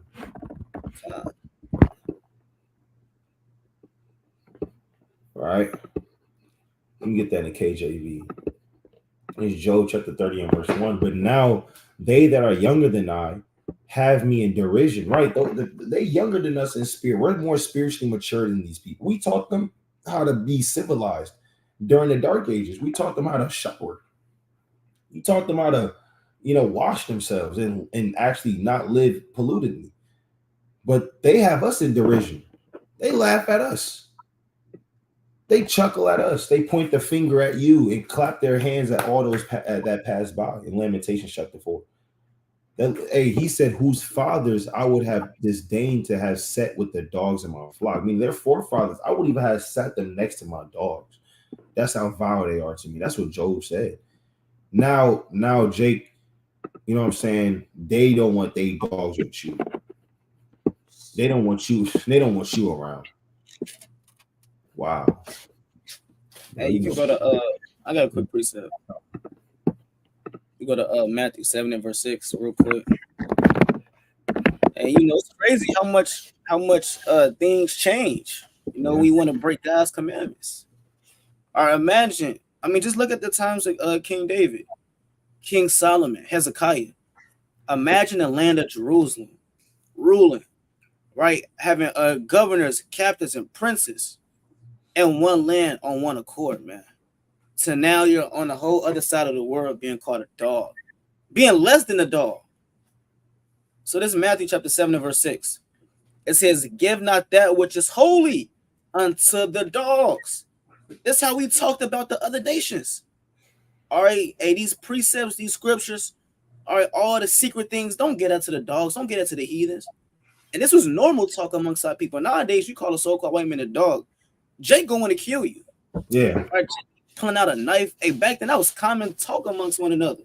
Are you talking about that Ammonite? Oh yeah, that dog. Yeah, what about him? All right, this Edomite, this peasant. Right, no matter what, that was literally a common talk amongst our people. You had in Matthew the 18th chapter, hey, Christ said, you know, if your brother not listening to you, treat him like a heathen. All right, or like a publican, just don't deal with him. And it was common for us to degrade the other nations of how great we were, just through the precepts and through our everyday conversation. So the Lord said, give not that which is holy unto the dogs, neither cast ye your pearls right before swine, lest they trample them under their feet, right, and turn again and rend you. And those dogs is referring to the heathen, man. So at once upon a time, the heathens, they was the dogs. But now, Jake, you're the dog. Now you're beneath the dog. Right? N-words, Mexicans, Puerto Ricans, oh yeah, and dogs too. I feel like that's how they kind of did it. They said, oh yeah, I forgot to ignore the dogs too. You know, Yeah. let's kind of put in there. And dogs. And I believe dogs is written in a smaller font. If you go back to it, is that the smaller font? No, it's caps. Okay, yeah, it kind of got it as yeah, it still got all caps. Nevertheless, you know they got it last though. Con. I got a precept too. Didn't the Lord call a heathen woman a dog to her face? I mean, didn't the Lord do that? Reading the NLT. Let me see what we get in the NLT. See, the Lord called him is Matthew. Wow. This is Matthew chapter 15 and verse 25. I love this in the NLT. And it says, but she came and worshipped him, pleading again, Lord, help me. Yahushua responded, it isn't right to take food from the children and throw it to the dogs. He called her a dog. He said to throw it to the dogs. And what is a female dog? What did the Lord really call her? And let us see what she said. Let's see if this heathen woman already knew that she was a dog or not. Or if this news to her. Did she say, wait, you're the dog? Remember, you're not allowed in the restaurant. Did she say that to him? Right, where she says, she replied, that's true, Lord, but even dogs are allowed to eat the scraps that fall between the master's table. So she knew that she was a dog, and the Lord called her a dog. Right? Oh man, in the NLT, I didn't even notice this. I'm gonna start pulling Matthew 15:24 in the NLT. Then Yahushua said to the woman, I was only sent to help God's lost sheep, the people of Israel. Yeah, that's a cut. You can't get around that. Only. All right, but not to digress, just know you're gonna start seeing us pull this at camp. But the Lord said that she's a dog, man. All right. But now you're the dog. All right. And that goes back to Jim Crow laws as before, right? As we was before mentioning. All right, let me get back into this. And it says the roots of Jim Crow laws began as early as 1865, immediately following the ratification of the 13th Amendment, which abolished slavery in the United States. No, under the 13th Amendment, they say they abolished slavery, but you're still a slave, man. If you go to prison, they didn't want to put that. If you go to prison, you're a legal slave. All right? You are a legal slave under the 13th Amendment. I'm going to see what that going to a little bit, but I'm not going to spend too much on it. But you're still a slave if you go into the prison system. All right. It says black codes were strict local and state laws that detailed when, where, and how formerly enslaved people could work and for how much compensation. Right? You couldn't make past a certain amount. There was no Jake, he liked to have them uncapped commissions. Right? I want to get a job and doing this, and I want to make as much money as possible. But back then, you was only making $3, and that's it, and they'll make you work hard hours too. Right? The codes appeared throughout the South as a legal way to put Israelite citizens into indentured servitude, to take away voting rights, to control where they live. That's called redlining. They control where you live. That's why Jake, you all in the project apartments. They crammed you in. In New York, you have 10 million people that live in the city. Majority of them Israelites, and Esau live upstate in the land, man. He got all types of land and pools and fountains in his yard, man. Their dogs are running up and down catching frisbees. And Jake, you knock on the wall, you can hear your neighbor in the kitchen. And it says, and how they traveled and to seize children for labor purpose. And they'll take your child and put that person and take your child and put him to work. True oppression at its finest. And that's what they did to you. Let me go to the book of Obadiah. Oh, Amos. All right. This is the book of Amos, chapter 1:11. Right? It says Amos chapter 1 and verse 11 in the KJV. And it says, thus saith the Lord, for 3 transgressions of Edom, for 4, I will not turn away the punishment thereof, because he did pursue his brother with the sword and did cast off all pity. That's you. How do you free them from so-called slavery, and then you put them back under a yoke of bondage through your laws, controlling how they move, how we move, and how we act, and making sure that we understood that we're not equal to you. That's you cast it off all pity. And his anger did tear perpetually, and he kept his wrath forever. So when did the Lord say he casted off his wrath? He kept it forever. What you got? And I was gonna say too, as well. Like the article said, we got released, so-called, out of chattel slavery in 1865. But that same year, like the brother said, they placed laws to make it so-called legal oppression. All right, now you're not under chattel slavery. It's just a different form of slavery. So again, that's not real free. That's not freedom at all. All right, you're not in your homeland. You still a captive, a slave of war, right? A captive of war. How in the same year you get released out of slavery, then you get put into a new form of slavery. That's all it was. All right, you know what? Chattel slavery, that's kind of getting old. Let's try this new form of slavery. Let's just put a different name on, a different title on it. Let's say they're free, but let's take away all rights. Like the brother said, how you free and you can't even vote? And also that's so-called hypocrisy, right? They call them indentured servants. We looked that up. That's someone that works for a certain amount of years for it pays like an agreement to be a servant. Right. Now, can you go back to that article real quick? Just to show the hypocrisy of Esau. This one? Right. It says, right. Now go back down. We'll call them the indentured servants. Yeah, I believe it's that right there. It says, I'm sorry, that the codes. Right. The codes appear throughout the South as a legal way to put black citizens into indentured servants. Again, a indentured servant is one that basically agrees to serve someone for a certain amount of time. But it says to take away voting rights, to control where they lived and how they traveled, to seize children for labor purposes. That's wicked. So they made them indentured servants, but forced them to become that by taking away all their rights. So it's not really an indentured servant if they're forced in that position. That's like someone making a crime for you having no money when you're the one that took all the money from them. Now, if you want to work for it back, you got to come to me. Right? I'm taking away all your rights, but if you want it back, come to me. So this is still slavery. Nothing has changed. Right? In 2024, Jake is still an indentured servant to this day. Right? And again, that's just hypocrisy. Just putting that label out as if it was just a choice. Something that we wanted to do. Right? What you got? Con. Yeah, that's straight hypocrisy. Because no not an indentured servant. You were still a slave, right? You were just a legal slave, right? And it says the legal system was stacked against black citizens or Israelite citizens with former Confederate soldiers working as police and judges, and that's what happens now. These former police officers, they become your judge. They become your police. They become your judges. They become your senators, your lawmakers, right? And it says making it difficult for Israelites to win court cases and ensuring that they were subject to black codes, man. Ensuring that you couldn't get away.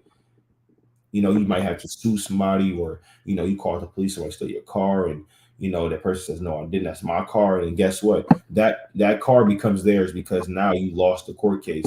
You didn't understand that you were an Israelite, right? Even though they stole your car.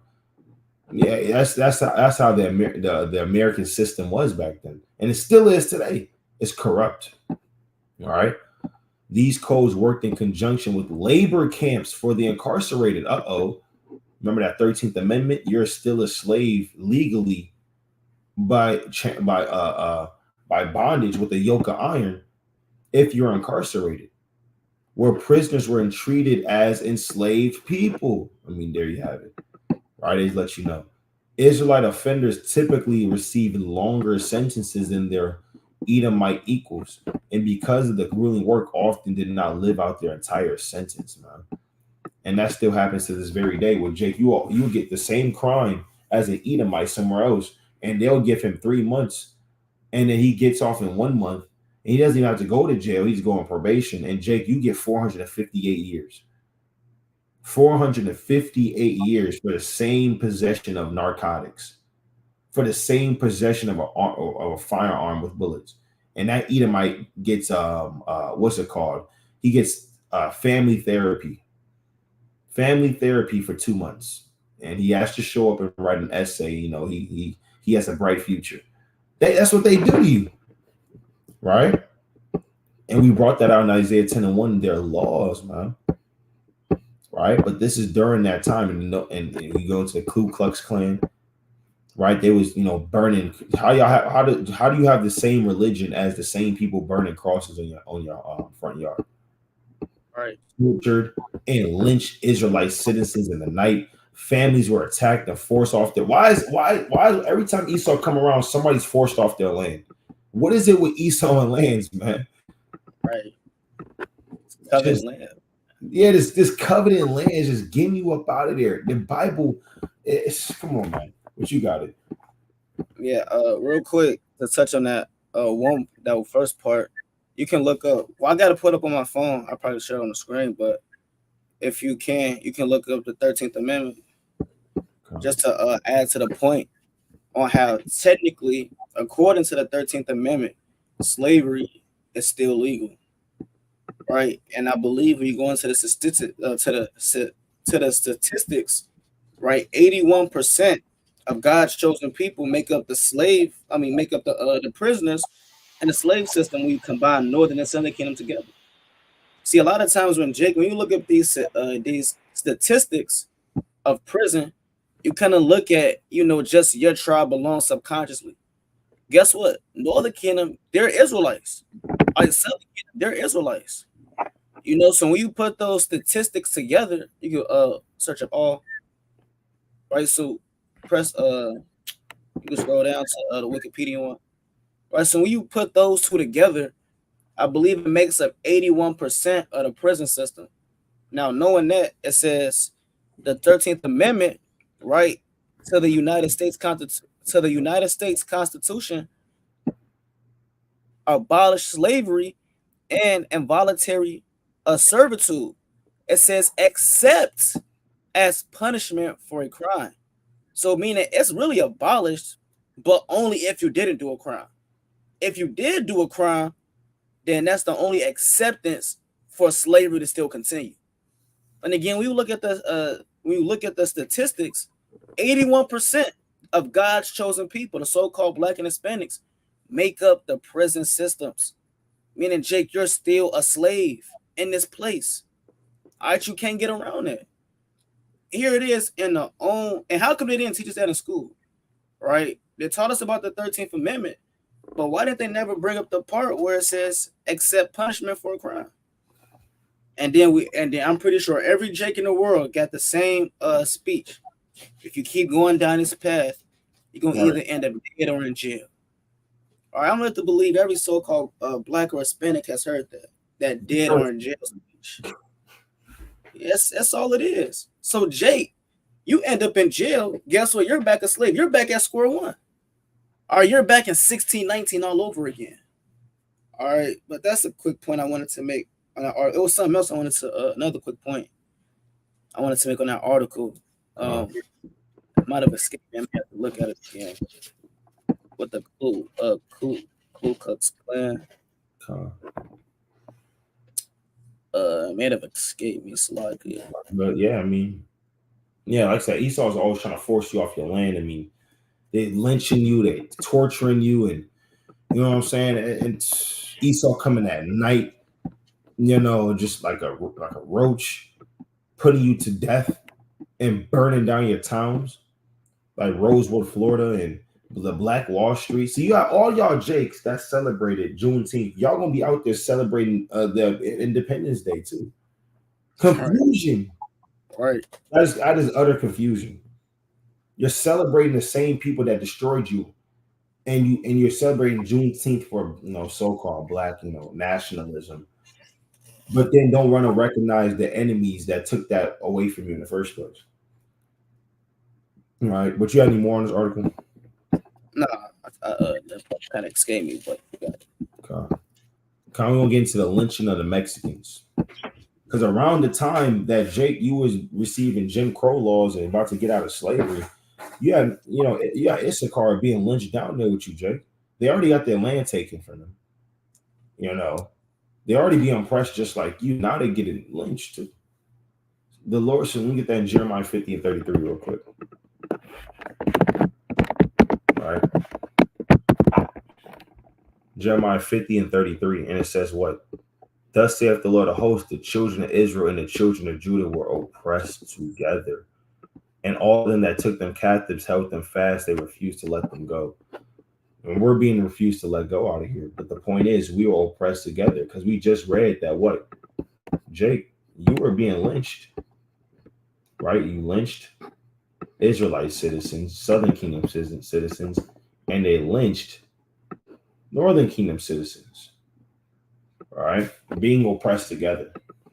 All right, but let me get into this. It says the first recorded cases of the lynchings of ethnic Issacharites in the U.S. emerged during the late 1840s and continued through the 1930s, right? That Jim Crow era, right? So the timelines are linking up. It says, although the exact number of lynchings remains largely unknown, historians estimate that roughly 5,000 Issacharites and Issacharite, right, were killed during this period. The majority of cases are found within the border regions of Texas, California, Arizona. Yeah, the places where Issachar got robbed for their land, that's where Esau's down there killing them. They just don't, like the brother said, name one time in American history that Northern or Southern Kingdom got any rest. They already got their land taken from them. Right now, you're lynching them, just immediately just going into killing them and being diabolical. The NAACP has detailed 335 Texas lynchings deaths by 1919. Moreover, recently, scholars have added to the list almost 250 lynchings of ethnic Mexicans in Texas from 1850 to 1939. So you had lynchings of the Mexicans, lynchings of the Issacharites going on. While Jake, you up there being lynched in Mississippi, Issachar over there being lynched in Texas. So like it. Come. And quick point, it said 1850, Jake, you was still in slavery. Yep. So as they're lynching Issachar, you still getting the whip and a whip to your back, getting your flesh tore off. And also, I remember the point on with the Jim Crow, it said it lasted 100 years. So right after slavery, 100 extra years, he was going through this, and Issachar was going through the same thing right next to you. All right, but that's a quick point I wanted to make. I got a precept when you done. You got it. I want to go to Isaiah chapter 47. Right, Isaiah 7, verse number. Let me see what I want. You can start at verse 1. Right, Isaiah chapter 47 and verse number 1. And everything that we read about, most definitely remember that the Most High, he takes notes. The Most High, he got notes of all this already. See, now we got the internet and, these different things, but the angels, they've already recorded all this information more in depthly, than these articles have. And best believe these articles, they're not giving you every specific detail that the so-called white man did to our people. It's things that's so disgusting that's not even written within these articles, you know. But nevertheless, it says Isaiah 47 and 1, come down and sit in the dust, O virgin daughter. It's like come down, sit in the dust, O virgin daughter of Babylon. Sit on the ground. There is no throne, O daughter of the Chaldees. For thou shalt no more be called tender and delicate. It said, and again, the most I said, they're no more going to be called tender and delicate, like the brother brought out earlier, right? And Habakkuk, the second chapter, I believe he jumped down to verse 15 as well. The Most High made our people, the other nations, they made our people naked. And now the Most High is uncovering Esau's nakedness, meaning they're getting exposed. So all this talk about how America is this great nation, is this mighty nation. Guess what? The Most High, he's revealing all the wickedness, and it's not called tender and delicate anymore. You can't call this place a God-fearing place. You can't call this place somewhere where it's nothing but peace and hugs and the so-called American dream. Now Right. this place is literally built off rape, rob, and murder. We said 24/7, right? We said 24/7, but now we're going into it on how it's actually built off rape, rob, and murder. We didn't know it. It says, verse 2, it says, take the millstone and grind meal, uncover thy locks, make bare the leg, uncover the thigh, pass over the rivers. It says, thy nakedness, meaning thy sins, shall be uncovered, meaning exposed. America's sins are being exposed in the last days by the servants of the Most High. Right. It says, yeah, thy shame shall be seen. I will take vengeance and I will not meet thee as a man. Or you can go to Ezekiel 35 and verse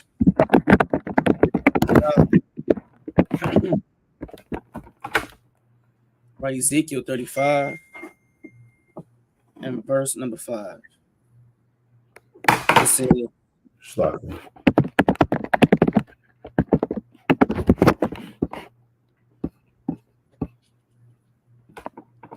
all right, this is Ezekiel 35 and verse 5.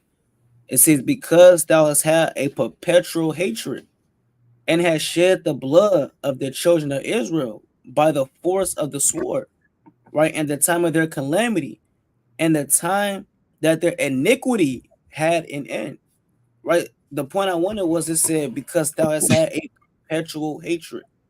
This is what you call a perpetual hatred. And again, it starts way before 1492, right? Way before America, like the brother brought out. Before this, we was in captive under them to the Romans. All right, even during the times that's not documented in the Bible, right? You had Israelites that was in captive under Spain, right? The so-called white man, Portuguese, right? During the time of the so-called Dark Ages, we was in slavery under the Greeks, right? Esau oppressed us in the womb, where we had to beat on them in the womb, where one prevailed against the other. Then after that, you got Genesis, right? I believe that's the 36th chapter. We tried to pass through the land, they wouldn't let us pass, right? Maybe the 37th. I could be mistaken. Then you got in the book of Exodus, right? Chapter 17. We tried to pass through, and they stopped us again, and they was oppressing the feeble and the young ones that was in the back. That the Most High commanded us not to forget that act. So all throughout history, you got the children of Esau with a perpetual hatred against us, right? It says, because thou hast had a perpetual hatred and hast shed the blood of the children of Israel by the force of the sword in the time that their calamity, Slakia, it says, in the time of their calamity, and the time that their iniquity had an end. Therefore, as I live, to saith the Lord, I will prepare thee unto blood, and blood shall pursue thee. It says, saith, can't really see that right. Saith thou hast not hated blood, even blood shall pursue thee. And that's the judgment of Babylon the Great. Nevertheless, the point I wanted was, they're always going to have a perpetual hatred.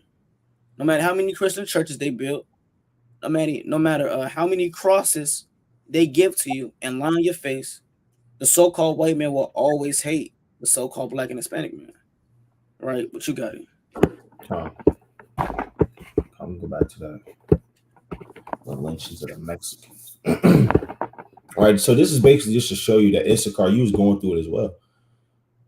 Right, and it'll tell you, you jump down. So in 1915, South Texas experienced its bloodiest year of racial violence against ethnic Issacharites perpetrated by Texas Rangers. Who are the Texas Rangers today?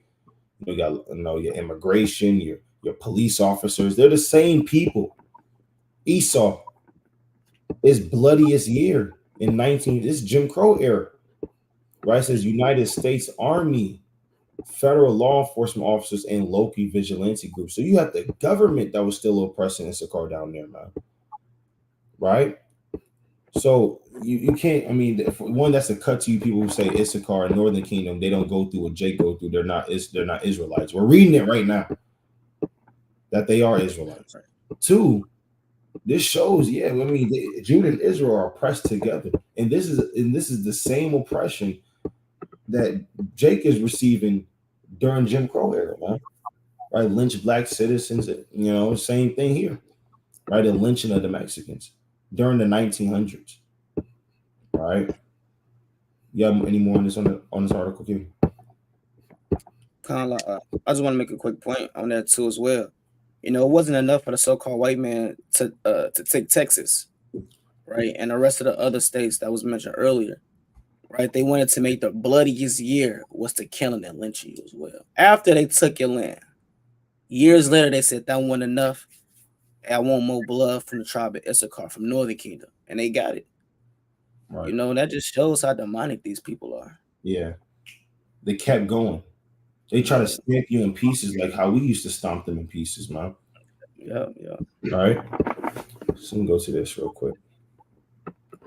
Now, these are the names of Israelites, mostly Southern Kingdom, that got put down by Esau like a dog in the streets with the sword. All right. And we're going to go through these names. You're going to recognize some of these names, but this shows the oppressor. Now, we went through the history.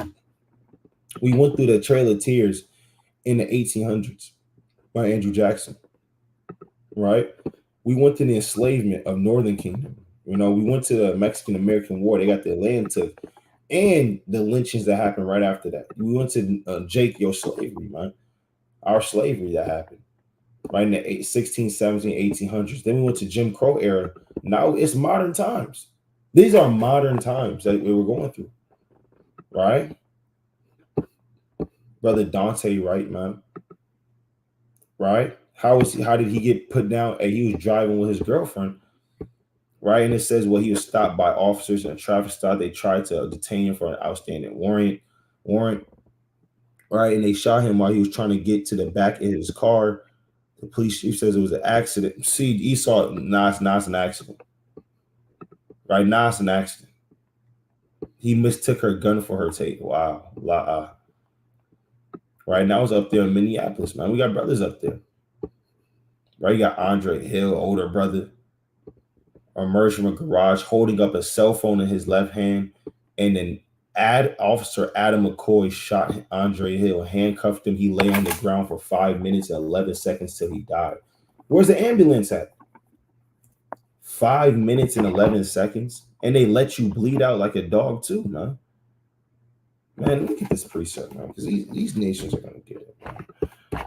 And if this doesn't make you mad or this doesn't invoke any emotion in you, then, hey, shame on you. Because how do you not, you got to love your people to that point. Ezra, he was pleading for his people, man, for the things that they were going through. There's Jeremiah 49:10. But I have made Esau bare. I have uncovered his secret places. And we uncovering his secret places throughout the history we're going through. This is all before so-called July 4th. So if you're celebrating that, know what you celebrating. And he shall not be able to hide himself. His seed is spoiled, and his brethren and his neighbors, and he is not. Right? Let me jump down to verse. Actually, read on. Leave thy fatherless children; I will preserve them alive, and let thy widows trust in me. For thus saith the Lord: Behold, they whose judgment was not to drink of the cup have assuredly drunken. Yet their judgment wasn't to drink of this cup, but guess what? They are, right? Because they haven't received that judgment yet. But the Lord said they have assuredly drunken. And art thou he that shall altogether go unpunished? Thou shalt not go unpunished, but thou shalt surely drink of it. So everything we brought out, Esau will have to go through these different things. And it's okay. It's his time will come. But right now we're going over the history of what our people are going through our sins. But you got it, King.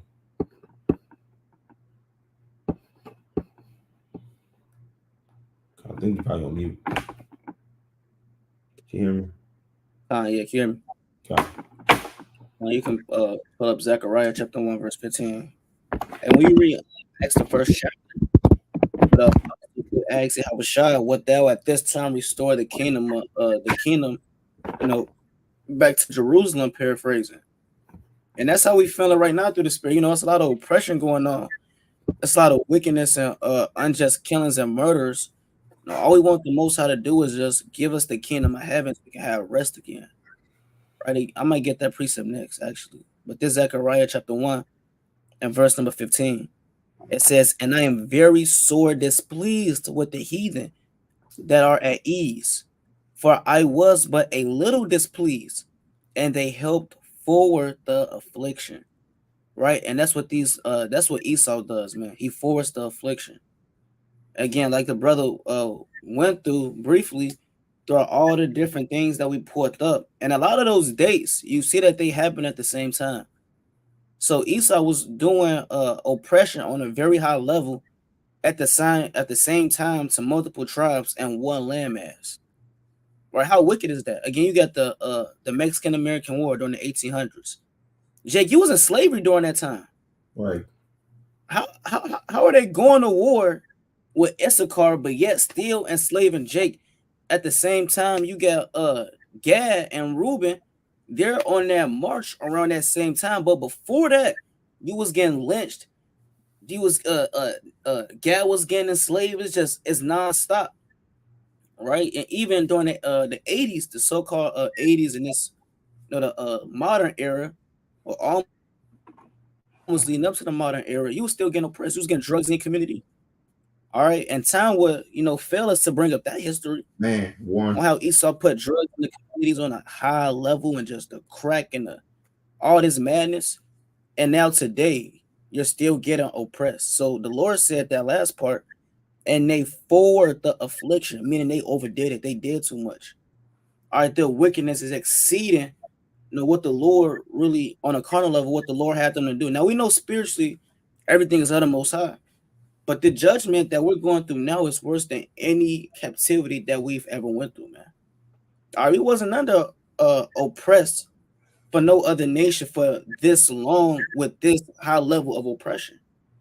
And like the brother pulled up, you got the certain names of Israel that's been put to death in the so-called 2000s, and this is not even scratching the surface. All right, you had, I believe that was last year, you got the brother that got decapitated, right? You got they found him, his brain. They found him with just a skull, right? And the top of his skull was missing. He had no brain in his head. And again, the brother, he only pulling up the ones that the so-called legal law enforcement did. How much more the ones that's not law enforcement that's somewhere shooting up? What's the brother name? It's slipping my mind. But they shot up his gravesite, right? The one that Emmett Till. Emmett Till. All right, they got videos and pictures of Emmett Till gravesite being shot up. All right, that was during the so-called Jim Crow era.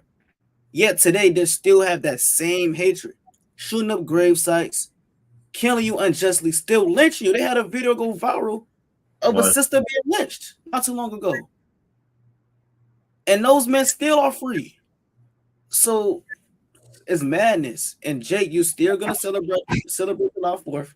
All you coon Christians, you're still gonna try to save the so-called white man and say everything that we went through, somehow God is just gonna forgive them while you're still in slavery, right? So that's madness. But you go to Acts chapter 1, I believe that's verse. But the righteous, the ones that won't recompense, and we looking to get out this place. All right, we not looking for this oppression any longer, man. So this Acts chapter 1 and Verse verse where he said, "What thou at this time restore the kingdom con, unto verse Jerusalem." It said that's verse what? Oh, verse 6. Sorry. Instead of verse 5. Acts 1 and 5. It says, "For John truly baptized with water, but ye shall be baptized with the Holy Ghost not many days hence." It says, "When they therefore will come together, they asked of him, saying, Lord, wilt thou at this time restore again the kingdom to Israel?" And that's the question we ask, man. We see it's the last days. We watch the prophecies. We count down, can't saying, wait. "Hey, Most High, is this the time? Are you finally going to send your son to deliver us out of slavery, out of the hands of the wicked, man? Will you at this time restore the kingdom unto Israel?" And that's a cut, to Christianity, showing how, they think the kingdom of heaven is for everyone. Guess what? The apostles knew that the kingdom was to Israel. But that's all I had on that through the spirit. The righteous, all right, the ones that's looking to get out of here, that's not calling for the so-called white man. This is the question that we asking. But you got it. Con, con. So yeah, I mean, when you go through this, you can look it up. That's on Al Jazeera, it's a news site, and it will tell you, Manuel Ellis and how they, passed away, and it's all going to be through corrupt cops, but in different, different ways. You got this brother here, Devin Brosnan, right? No, he's not taking. Can't even see the names, man. Right? The brother, his last name's Prude. It's not telling you the name at the top. George Floyd, as we know. Breonna Taylor, as we know, who was murdered in cold blood in her own house. Didn't even have a search warrant. They said they had a search warrant. Tatiana Jefferson, right? Aurora Rosser. These are your family. These are your brothers and your sisters that are dying out here by the hand of your enemy. And Jake, you still want to celebrate? Yeah, Stephen Clark. He's around brother's age, man. Botham Jean, 26. Hey, they could, and there's a lot of brothers that they have the suit and tie. And they may have got down with the society, but Esau, he still don't care. You're still a dog to him, man. No matter how much you try to conform to him. Philando Castile, Alton Sterling, and these are our brothers. And rest in peace to our brothers: Freddie Gray, 25, Janisa Fonville, Eric Gardner, and the names keep going. Michelle Cassou, Akai Gurley, right? So and the names keep going, man. And so like you that I believe that was a 50-year-old Eve. So they don't even care what gender you are or how old you are. That's right. No mercy. And this look like Northern Kingdom right here, Gabriela Navarez, man. That last name Navarez, man. Right. So hey, guess where in Issachar? Hey, out there in California, being oppressed in the land they took from you. See that? We just read that. So let me go to Zechariah 11 and 5 real quick before I go to the next one.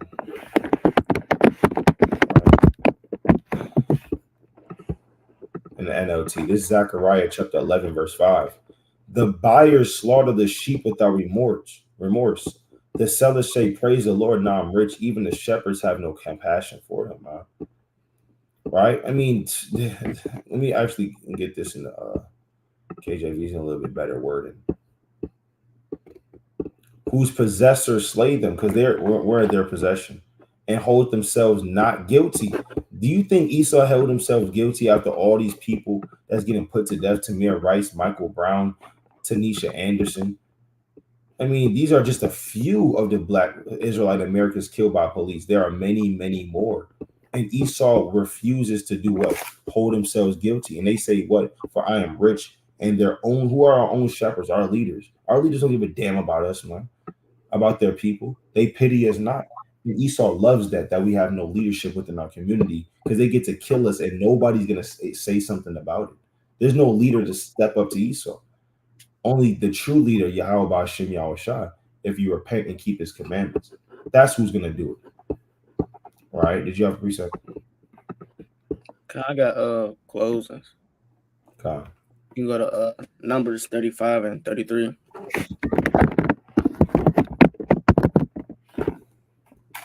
That's it.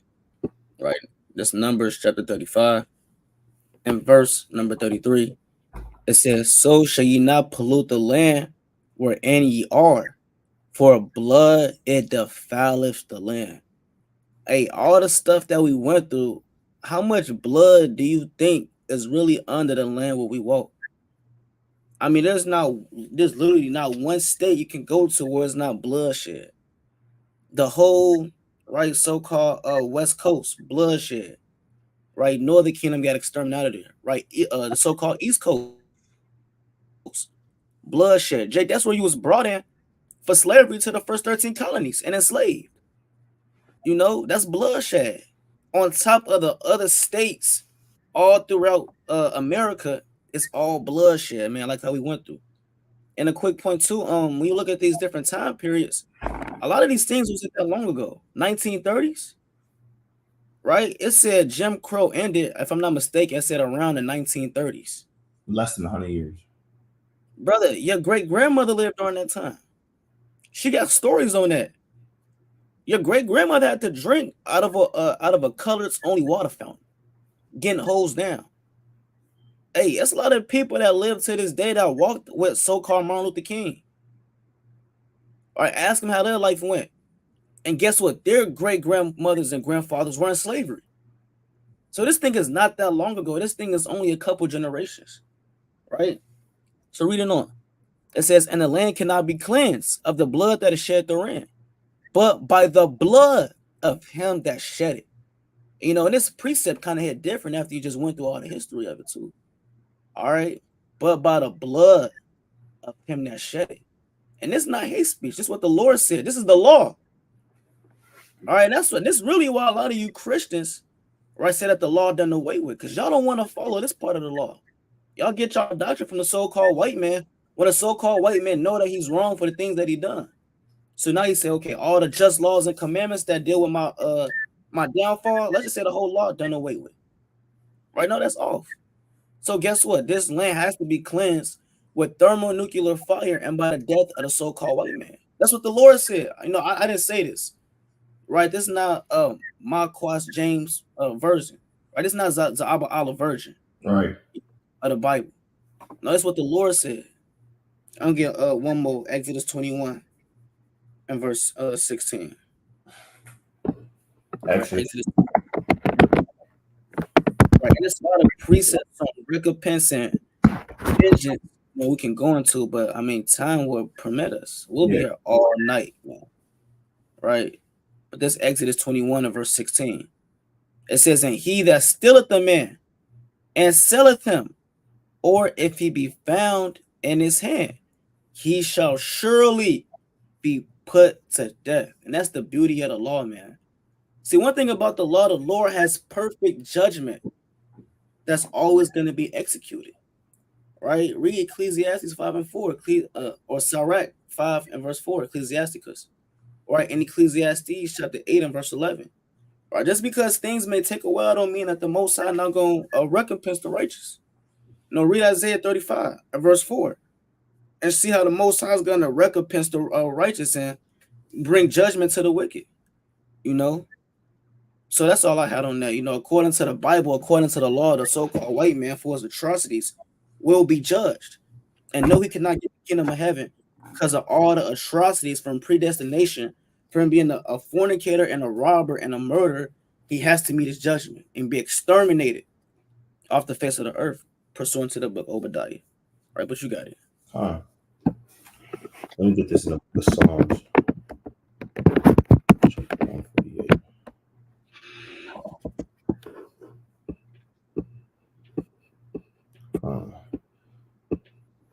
Actually, Psalms.